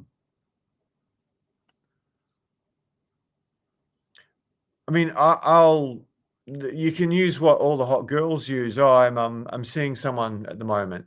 And it could just be some girl you're dating or a fuck buddy or something. I mean, women have incredible tools to deal with this. It's just like, I'd love to, I'm seeing someone.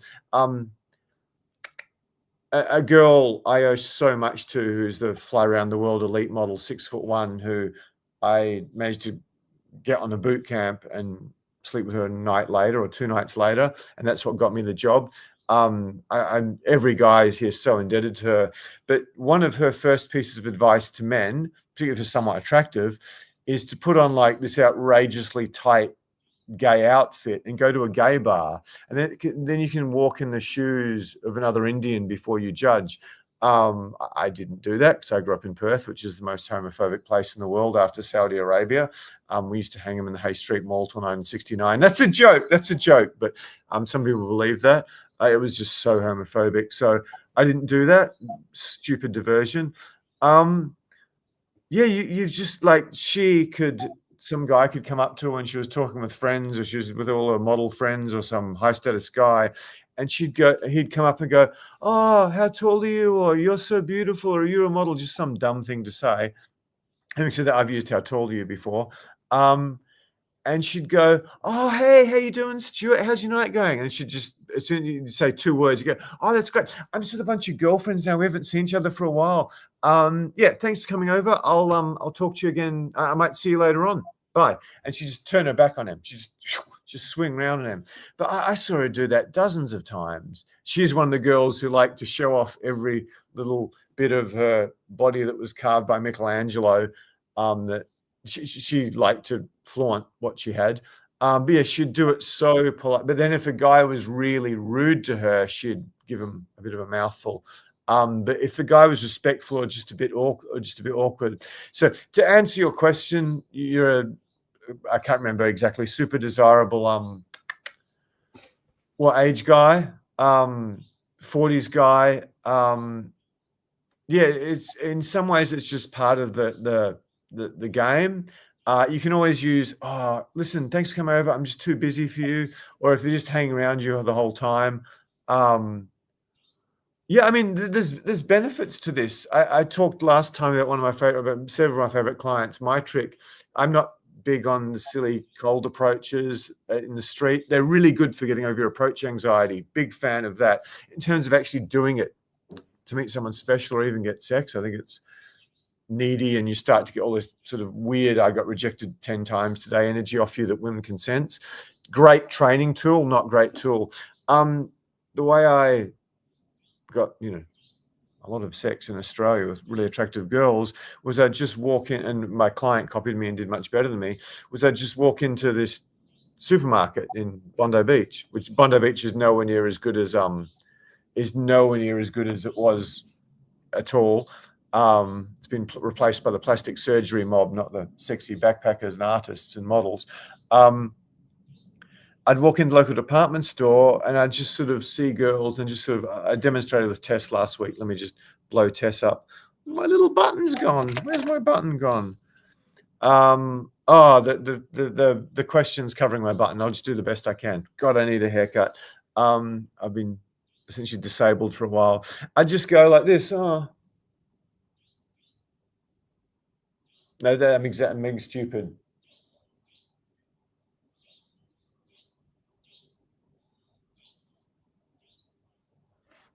I'd go off and buy my tomatoes or broccoli or whatever the hell I was getting. And yeah, what I think it was one of the guys, Magnus or Luke, said is, yeah, a bunch of the girls had come and do all the Tess stuff. Just give us a quick hair flick over her shoulder, Tess. Yeah. Yeah, and that would happen. And some of the girls, I mean, a number of the girls at this point when I did that were attractive. They looked attractive. I had to find out if I wanted them. Some of them weren't.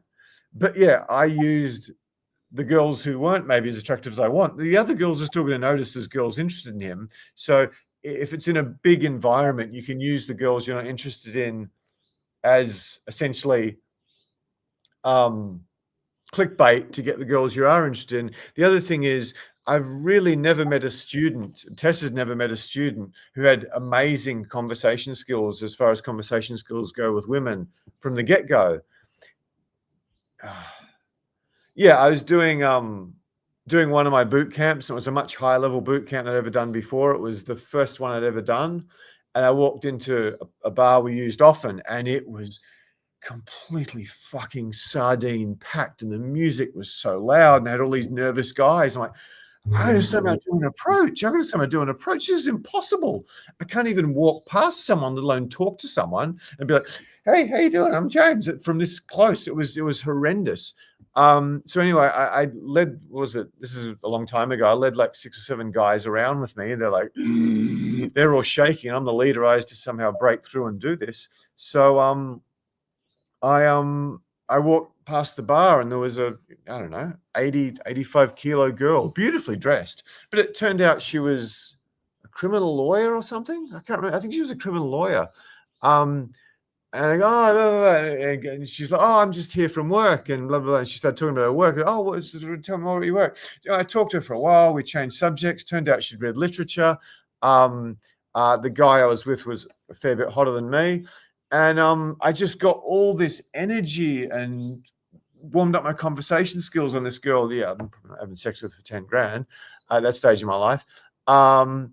But yeah, she was a lovely person. She was a good person. I could be friends with her. I've had enough time. But I used that warm up to get the skills to do probably one of the most absurd approaches I've ever done in my life, where I just walk up to a table of 8 girls, a big round table, and there was a bag on one of the tables, on one of the chairs. And I just walk over, put the bag on the table, sit down, then introduce myself by hand. I got them in. And eventually one of the other girls went away and I got some clients in. So if it hadn't been for that, much larger than ideal woman who was actually really interesting to talk to, I mean, I would have just humiliated myself with guys flying from everywhere. So yeah, unless your skills that whatever Tess and I and Natalia and Jackie and all that teach, open-ended questions, listening, sharing in bite-sized pieces, touch, eye contact, you can just practice on someone you're not attracted to.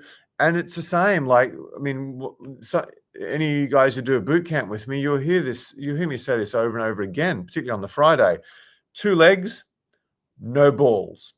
If you're a real scaredy cat, forget the no balls thing. Just fucking talk to a human being. Talk to the barmaid, the bouncer. Just get started. Just start small and work up. You don't walk up to the girls who look like Tess in short skirts or the supermodels to start with. You just warm up. And whatever level I was at in my late 30s and early 40s, I didn't often go up to the very hottest girls in the bar. Even when I saw the girls checking me out, I'd still do a warm-up approach before I'd get to the ones I wanted. In part to have them see me talk to other girls who might not be as attractive as them and the way the girls reacted to me. So yeah, Luke, if you've got a follow-on question for that, that is a legitimate question. One of the things I do on one of my events is we get the female coaches, we get the guys to break up with the female coaches and practice it, because that's a very, very important skill. Most guys are too scared to break up with girls. And then the C word, that's going to get my YouTube channel destroyed, and I'll be plastered all over the front page of the New York Times for using the C word in public, won't it? I can't say it anymore.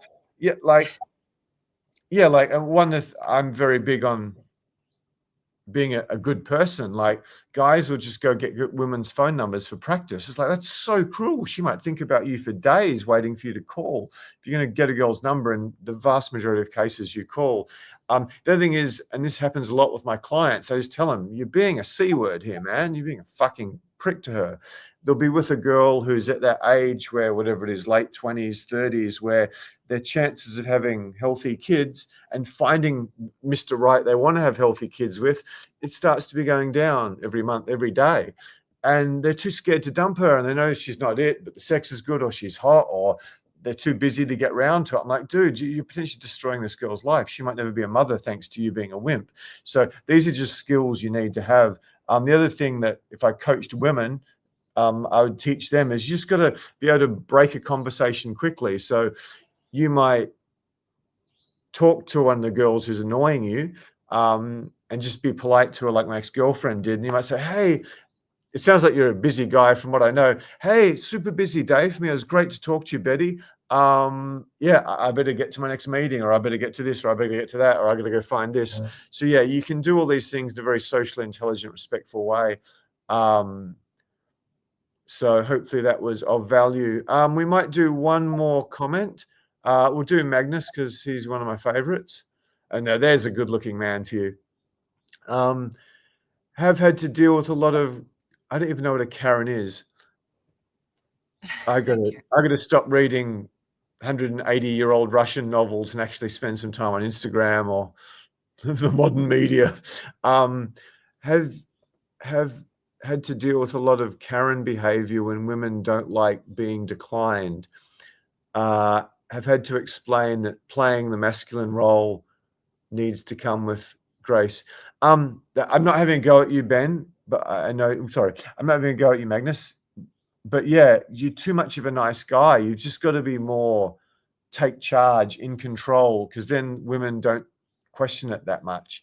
You get the odd one who really likes you, who might just go nuts on you, but the average one, someone might. What does Karen mean?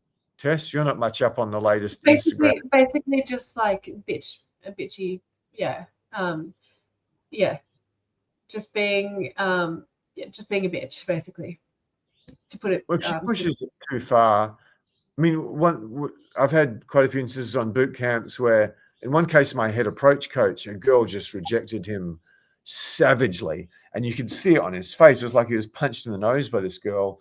I just walked up to her and went, "Hey, how you doing? I'm James. How you doing?" And her friend greeted me without much enthusiasm, and she just looked at me like I raped kids or something. And I said, "Oh, if you don't mind me asking, why are you so mean to guys who come up to you?"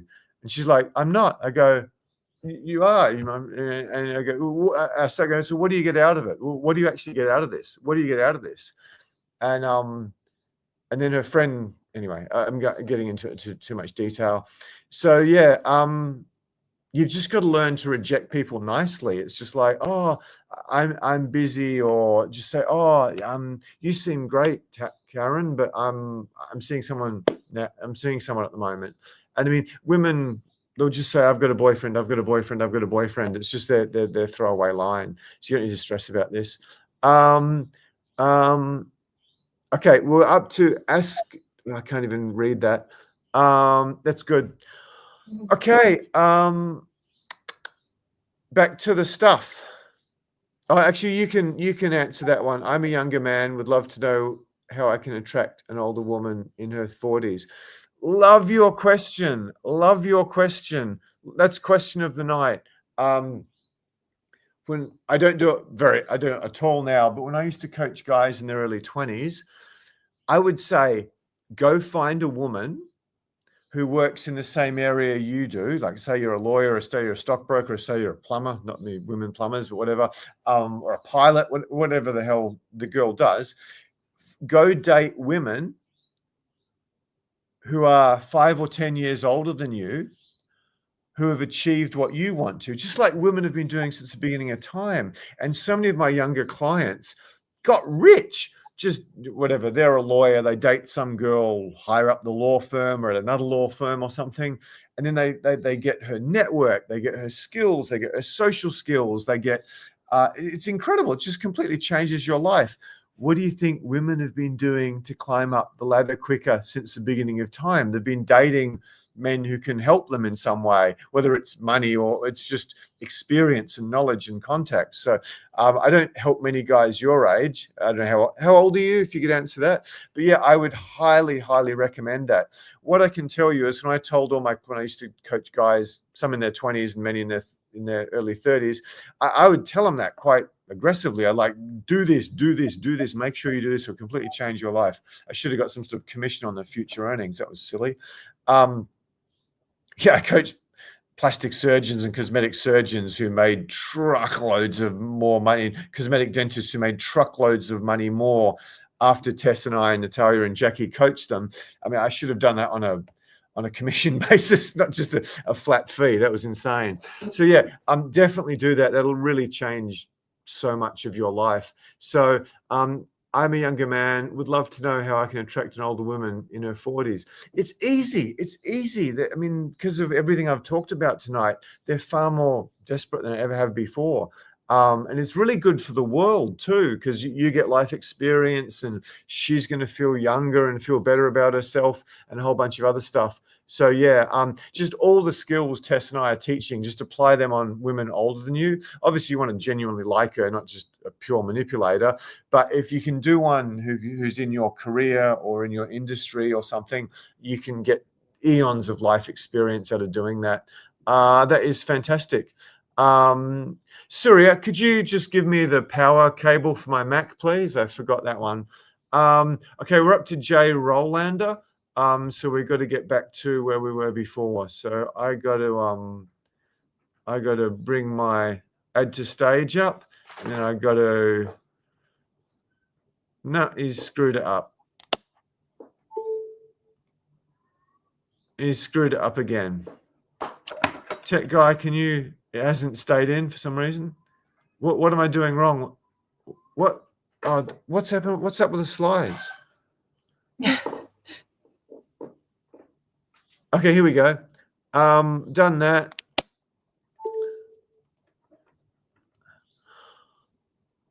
Okie dokie. Men are stupid, women are crazy. Okay, I'm just going to quickly share our mission with you. I think it might really appeal to some of you. It's just very important to me. I turned my back on being, relative to anyone other than very rich people, a very, very comfortable, wealthy person by turning back on a finance career. And I did this because I thought my mission in the world was much, much bigger than just moving money around for rich people. Some very interesting ones. I mean, it was a great job, apart from the politics.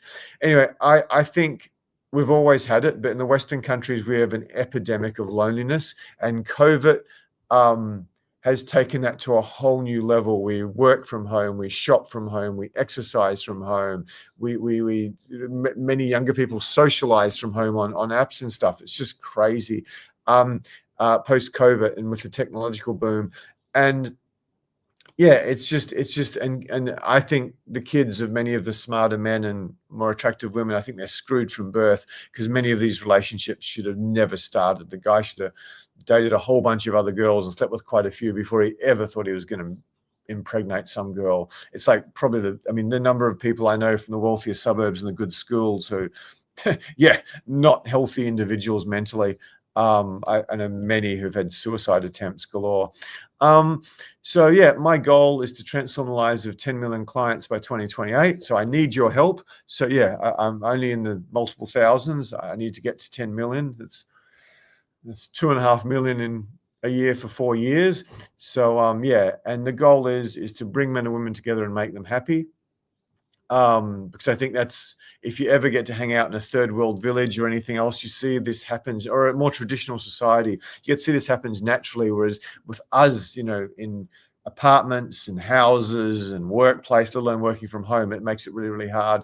I want to make everyone, hopefully one day, women, their most confident, charismatic, and sexy and successful self.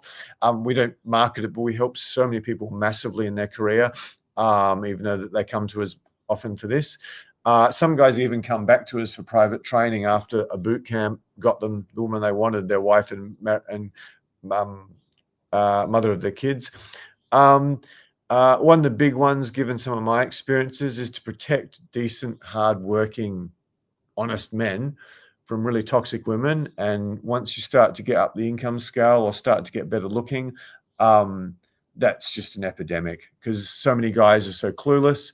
And yeah, if you look like Tess in your 20s and early 30s, and you can get some guy with piles of money who knows what he's doing, you're done. Life's over. You can do what the fuck you want. You can lie around beside a swimming pool. You can sleep with your yoga teacher or your personal trainer or some rock star, or you can travel wherever you want. If he stuffs you around, you can report him to police. It's just, you're done. So men need to understand these skills, not to necessarily go out and have a bunch of fun and sleep with people, but just to protect them from that. And to teach people, I won't go into that today. I think what the wrong slides is another one, but anyway, it's my fault. Okie dokie. I'm going to get back to that in a second. I've got to just quickly do my screen sharing skills again. Let me see how I go here. Actually, Tess, what's the next question? We had money in the dating game. We might do that first. Okay, just how important is money in the dating game? Does each age level have a certain earning ability?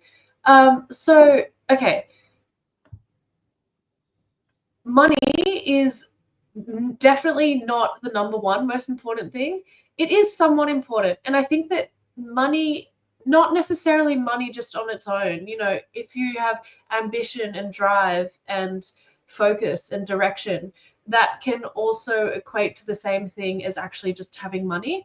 So yeah, even if you don't have money and you have all of those things, like you're really entrepreneurial or whatever, or you're just like really passionate about the things you're passionate about, and that's clear to the woman, that those sorts of things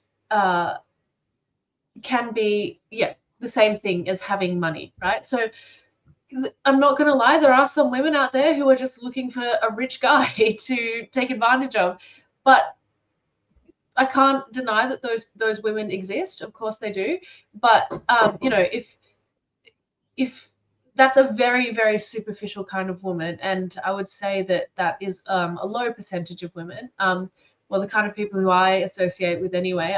I don't know any really. I just know of them. So so yeah, this is money. Yeah, I mean, if I just speak from my own perspective, like I've dated a large spectrum of different kinds of men, and for me personally, I'm really adventurous. I spend a lot of time outdoors. I've got you know, I'm a surfer, I'm a paraglider. I love to travel. So for me, it is far more important to be with someone who has those similar interests and who loves to be outdoors, who's really adventurous, who's more, let's say, like ruggedly handsome than you know, whatever, banker, rich guy, suit guy. That's not my guy. So, and I think that a lot of women are in the same boat as me. It's more about having authentic connection with someone, and yeah, as I said, having someone who has some sort of direction. They're not just, you know, partying and you know, messing around and they don't know what they're doing with their lives. But money in itself is not really that important. You don't have to be super rich to impress a woman. Definitely not. I lived in New York. Oh, have I screwed up? Have I lived in New York for some time, and I made friends with a very successful nightclub promoter who did the sort of hipsters, the cool kids, and I went to some of his parties, and in that community, there was so many, like so many, you know, the top models in America and the world, who'd go to his parties voluntarily, and the reason was, and these girls are getting hit up by investment banker, hedge fund, stockbroker, promoters all the fucking time, but they didn't want to go to that, even if they were paid a lot of money and they got brownie points to their agency for doing it. Simply because they were sick to death of those guys. They couldn't stand them because they're just obnoxious pricks, in the words. And apparently, yeah, the majority of them, maybe cocaine, maybe stress. They're so crap in bed, they couldn't give you an orgasm in a million years, but they'll buy you a Louis Vuitton handbag or something. And for a girl who's really attractive, I mean, that stuff just has no value. I mean, Leonardo DiCaprio might have value, but worth 50 million, who gives a shit? 40 of them on Instagram yesterday.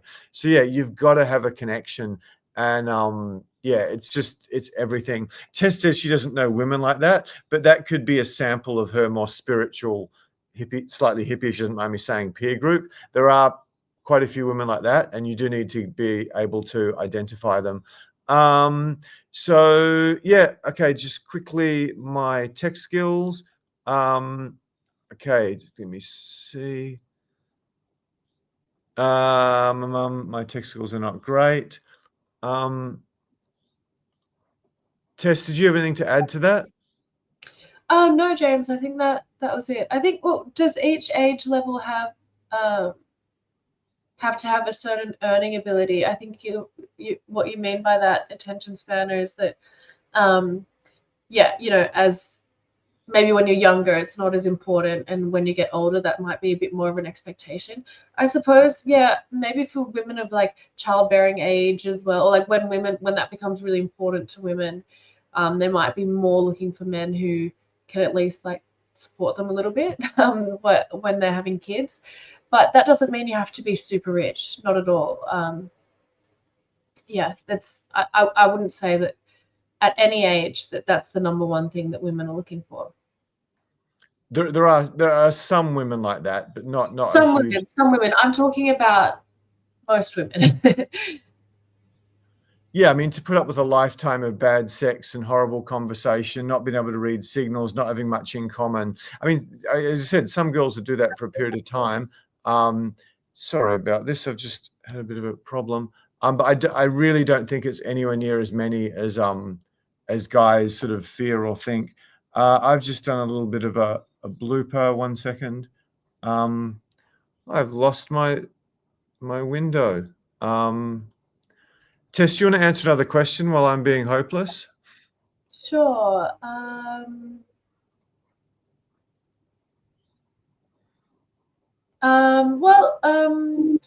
See, someone's just commented on that. We're living in a materialistic world where true connection is sadly slipping away.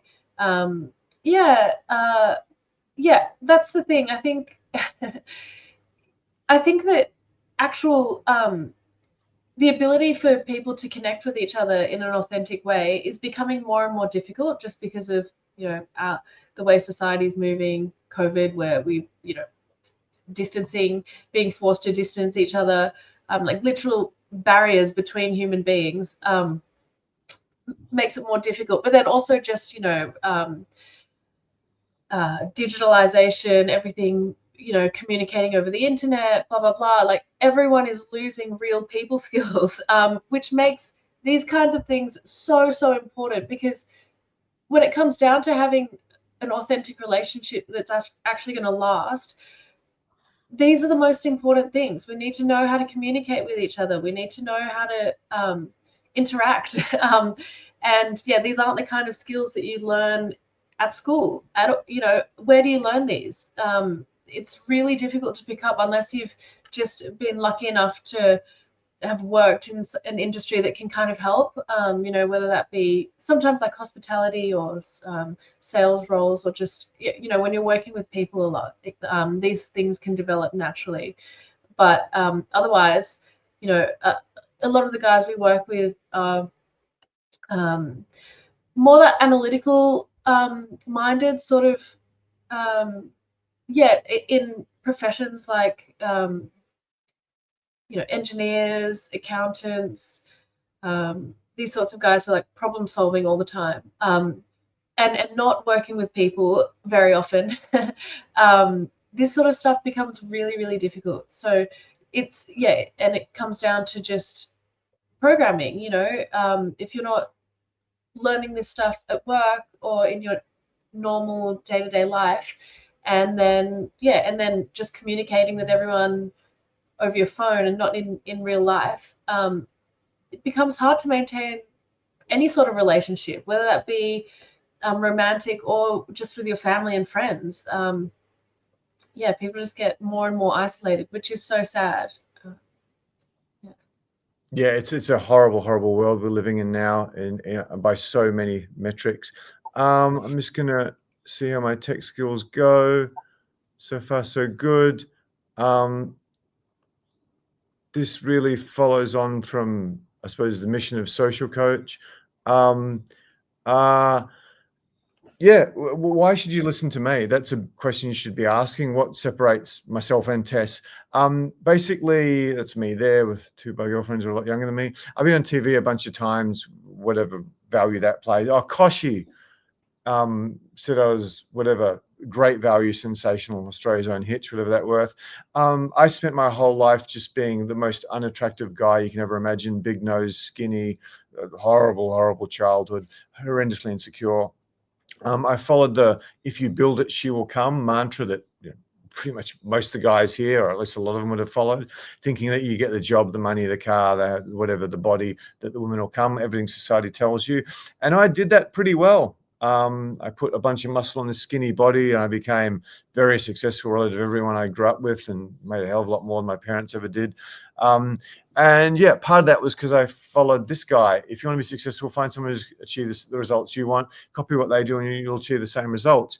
And that's pretty close to true. You could develop a bit. I mean, there's people no one running a business should be role modeling Elon Musk. Let's start car companies and a space company, electric car companies. Just insane what he does, but he gets away with it. Yeah. Anyway, after being a virgin and hopeless, I turned back on career and I traveled. And I met this girl who was a reasonable level model. Just in case anyone thinks I'm all about sleeping with girls, I haven't seen her for 20 years in person, but we've kept in touch and talked on the phone and stuff. I messaged her happy birthday a while ago. I got 8 replies back. So yeah, the best thing in life, in my view, is being madly, madly, madly in love. And I've done many things. And yeah, as well as that, girls from 33 countries, probably close to 60 cities, at least well over 50. Quite a lot of models, and then a bunch of time with just two different girls at once for nearly 5 years, a series of them. And yeah, many of the girls had degrees. Some of them had 2 degrees. And yeah, as I said, a whole bunch of time just with 2 by girlfriends, which is like a PhD in women. And yeah, whatever, the beach, parks, picnics, lots of hiking, sleeping in parks, hiring Airbnbs by the beach and zoos and stuff. Most of the girls I date tend to be big animal lovers. And yeah, that girl was a big time fly around the world model for Elite. I'm in early 20s when I met her. She's about 26 there.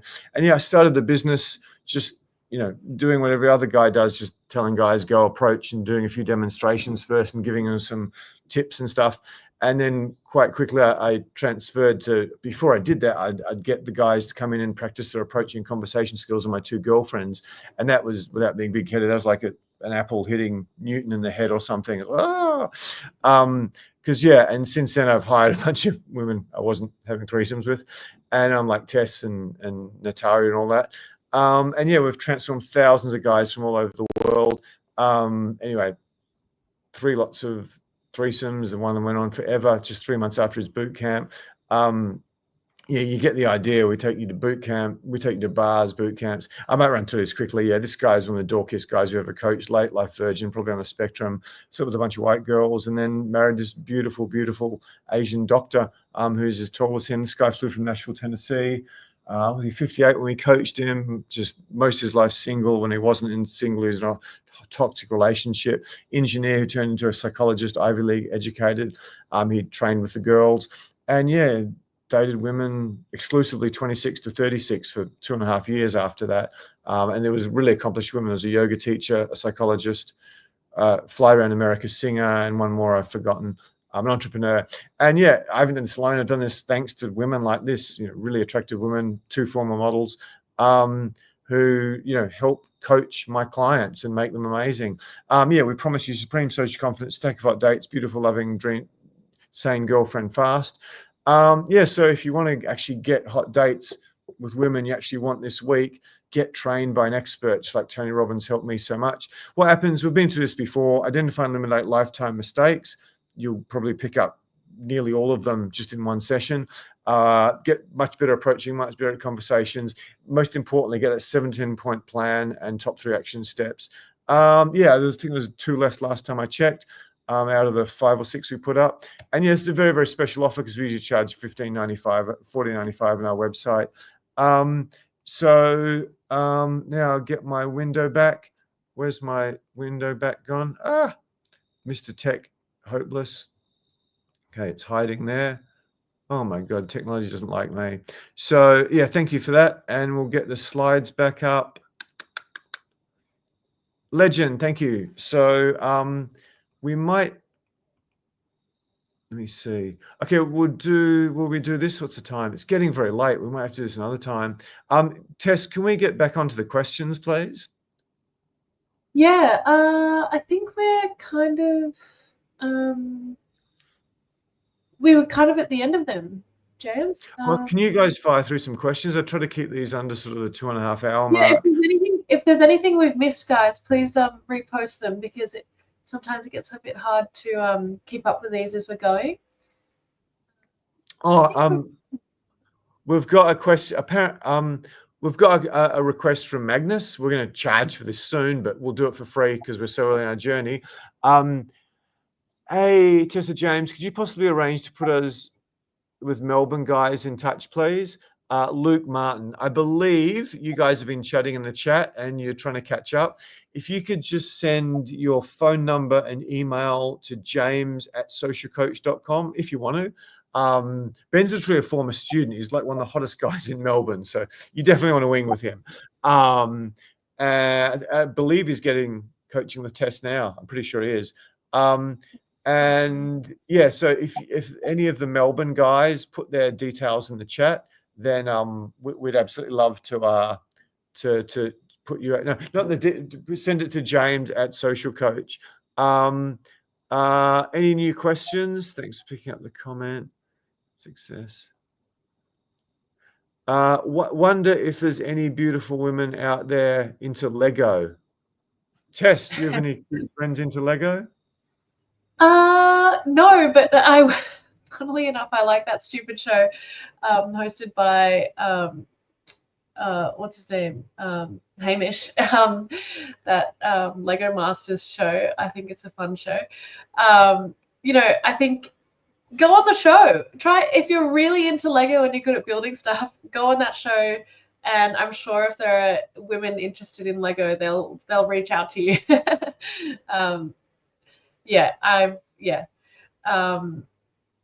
Beautiful women are interested in all sorts of things. If Lego's your thing, all you've got to do is put yourself in the place where you can potentially meet women who are interested in Lego. So whether, I don't know, Lego events, I'm not sure. Lego's not my thing. But go to those places. And undoubtedly, I'm sure there could be a beautiful woman there. And the best place to meet a woman who you're going to have a connection with is at these places where you've already got something in common with her. So, if you're really into health and fitness, like join a running club where there might be women there, or, join a yoga studio. Join a yoga studio, or whatever it is. And for you guys who don't have female-friendly hobbies, it's probably a good idea to think about that as well. So if you're finding that you're never creating opportunities for yourself, think about the kind of woman that you want in your life, and think about where they're going to be, and you need to put yourself in that place. If you're just playing video games all day and hanging out with your mates in pubs and whatever, and going on fishing trips, that's not really going to work for you. So you need to think about potentially getting some female-friendly hobbies. And I think that health and fitness is a good place to start. A lot of women are really into health and fitness. So, and that's quite a neutral one that, if you're not into health and fitness, it's going to benefit you anyway, whether you're a man or woman. So yeah, good man. So I'm just arranging my dinner. I was going to say, yeah, she's touched on so many good points. I mean, who would have thought there'd be a former model in Sydney who's into paragliding? So you never know. You never know. So yeah, I've met hardcore travelers. I've met girls who've read far more literature than me. You just never know. But yeah, one of the huge secrets is to get the skills, to get the core skills, because you probably won't get that far without them. And then just once you get some skills, get some runs on the board, get a bunch of dates, then you go target the women you want where they're most likely to be. So with me, it's almost always something to do with literature, bookstores, philosophy. The top 6 women of my life have all been enormous readers, like way more than me. And anything to do with travel is next, and then anything sort of a bit spiritual, hippie, meditation is a distant third. And yeah, I've spent the vast majority of my happiness and has come from women like that. And many of the rest of them, I can't remember their names. So yeah, someone said, do women have different dating preferences around money at different ages? Absolutely. That's an incredible question. the thing that guys don't understand is the girls when they're teenagers or often in their 20s, particularly with the brainwashing they're getting through a bunch of celebrities to be promiscuous, they couldn't care less how much money you've got. They just want you to be cool. So yeah, I don't think it matters that much to many girls in their early 20s. Once they get close, and then Jackie, who's talked about this a lot on some of my events, how she just didn't care about a guy's financial situation until she sort of got like probably much closer to 30 or 30. And even then, it wasn't a huge driver for her because she dated some very wealthy guys and a pretty major Australian celebrity. But she ended up with a guy who, you know, very modest financially because he was the man who really turned her on and wanted to. But yeah, so I think this is very old data. You're welcome to AI fact check me or Google fact check me. The peak level of happiness comes at 80,000 per annum. This might have been 10 years ago, maybe a bit longer. Let's say it's 110,000 or something now, maybe a bit more with the current state of the world. But yeah, earning $500,000 or $1 million, or, you know, being seriously rich, that has a negative correlation with happiness. I mean, being rich, being a financial advisor, I mean, the stress these people go through about everything. Who's near them? Are they manipulating them? Who's my son dating? Is she's a gold digger, or this lawyer's crap, or this accountant's crap, or this stockbroker? They've got so much stress. So you want to be average or above. And I think it's the same with women. I mean, if you live in your mum's basement and just comment on posts and play video games all day, I mean, yeah, you're going to need some skill to get a decent girl. But if you just got a reasonable job, you're somewhat passionate about, you've got some goals, and you've got really good social skills, you're just going to destroy. I mean, all the guys I learned off when I was doing the Tony Robbins thing, looking for role models, they're all like bartenders, drug dealers in one case, guys who worked in hostel dorms, guys who cleaned the toilets of hostel dorms, bar managers in hostels, hardcore travelers, guys who lived in a yoga ashram somewhere and ran through and like no pickup artist ever, and, you know, as well as African American guy, and, you know, Brazilians, Croatians. But yeah, it's just like yeah, it's just women. You know, they probably want a guy where they can have kids and maybe not work for a while. I think that's a reasonable priority. But yeah, the idea that you've got to be buying them Louis Vuitton bags or driving a German car or something, I just think that's really misplaced. Tess, would you say anything about how you're quite turned off by the super duper high status guys? Would that, sorry, I should have asked you if you're okay with it first. Is that Yeah, something you can share? yeah. I guess that's just my personal experience. You know, I've been traveling and been approached by like huge, like, I don't know, people who you would call celebrities, let's say, and people are like, do you know who that guy, like, do you know who that guy is? I'm like, I really don't care. I didn't like him. I don't know. It's, for me, it's yeah, and even like dating some guys as well who, I don't, for me, I guess I've found a lot of those guys to be just somewhat boring. I don't know what I put it down to be honest. I guess, yeah, when they, you know, I love adventure, I love travel, I love new and exciting things, and yeah, oftentimes these guys are just a bit, they don't have those things that I'm looking for, and so for me, whether they're rich and successful or anything else, it's about having authentic connection with someone. That's the most important thing for me. When it comes down to it, obviously there are other things that attract me straight off the bat, like before I've actually gotten to know them really well or like gone on a couple of dates with them. But yeah, when it comes to actually dating someone, yeah, I've just found that, yeah, but it's just not about money, and I don't, you know, gifts and things to me are like, I'm not into superficial things, you know. Even if I had the option to buy like an expensive handbag or designer clothes, I'd be like, no, I'd much rather spend this on travel or doing something fun or doing something that I love.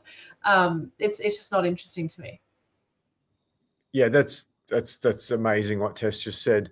I mean, I'll pick on myself. I mean, in my late 20s, early 30s, I was one of these guys because, I put a lot of muscle on this little skinny frame. I wore beautiful tailored suits, some of them Hugo Boss. And yeah, I was making a lot of money. And unfortunately, because I said something to the wrong person, people started to find out about it.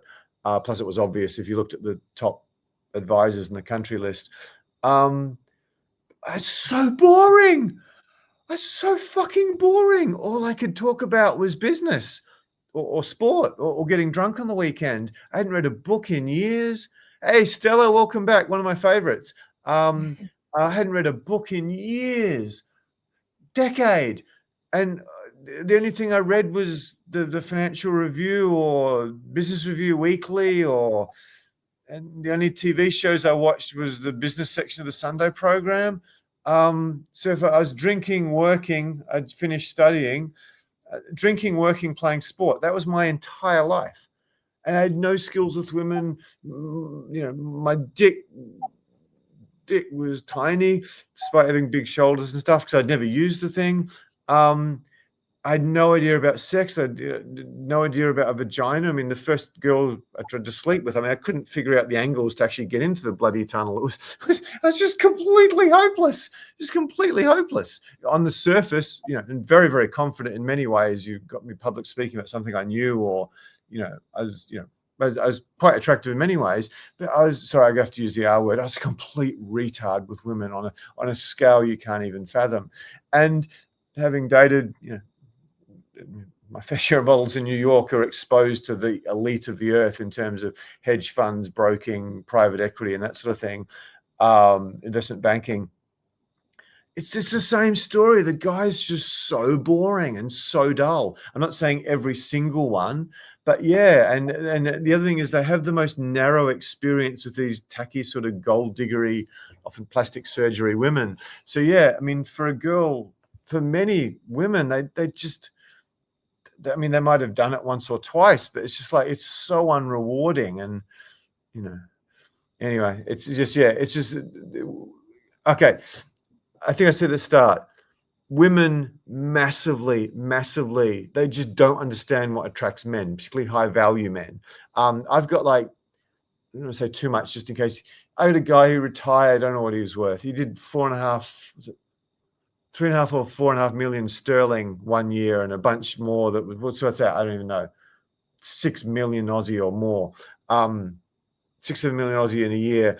And this was before he's 31, and he'd done this, and he's 6'6", and he played college basketball, and he's into yoga and meditation. He reads literature, and he's got one of the nicest houses in Byron Bay, and one of the nicest houses in Bondi. This guy ticks every fucking conceivable box.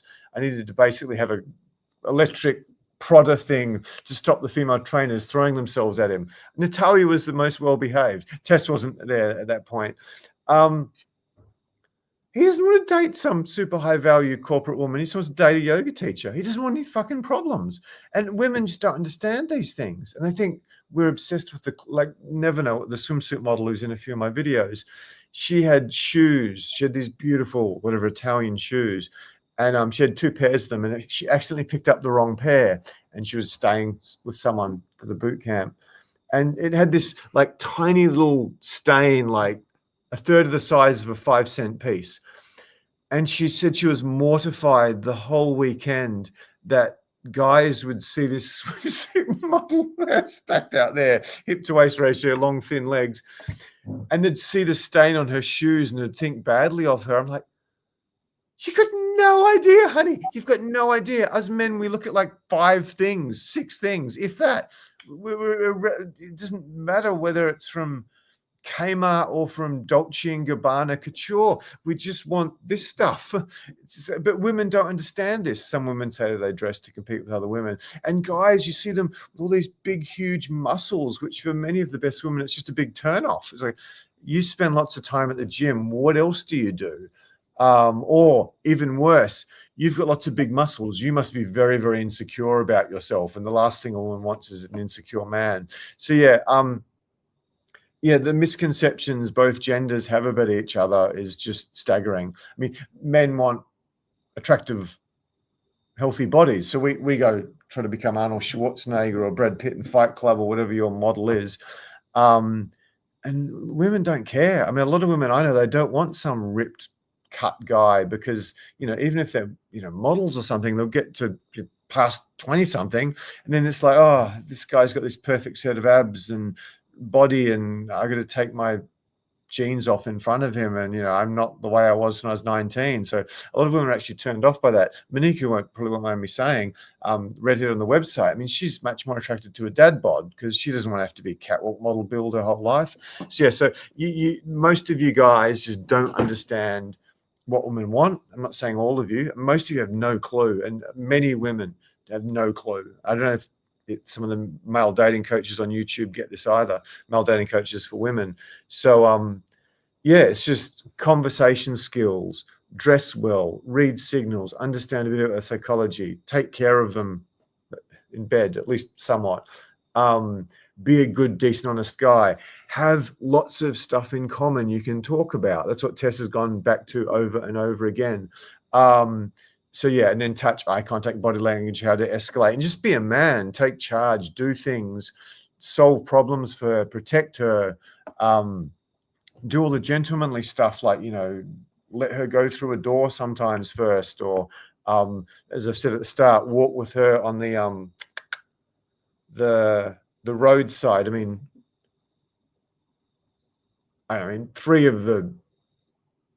probably three of the 5 or 6 most attractive women in my life, if you look at by metrics of whatever modeling accomplishments they've had, one of the first things they said to me, when we cross over the street, you walk the other side of me and you protect me from the road. I'm like, we're in fucking Sydney or New York, what's going to happen? Some piece of shit's going to fly up from the 1800s and ruin your dress. It's like, but just women love this stuff, and most guys have no fucking clue. There's a long, long list of them. Luke's made a great comment, become the world's most interesting man.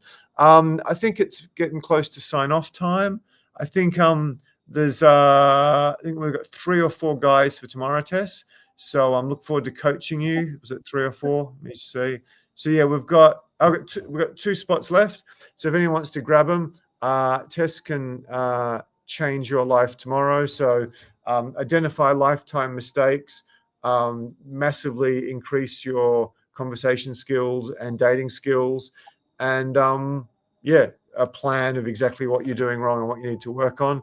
Have I missed any comments? Stella says, oh, here we go. There's some good comments here. Ash, I can't say, I go for yoga. How can one approach before or after yoga class? Jesus Christ, I really want to get onto it. I'm going to waste away nothing. If you could come next time and ask that, I mean, a short answer is, how's your class after it?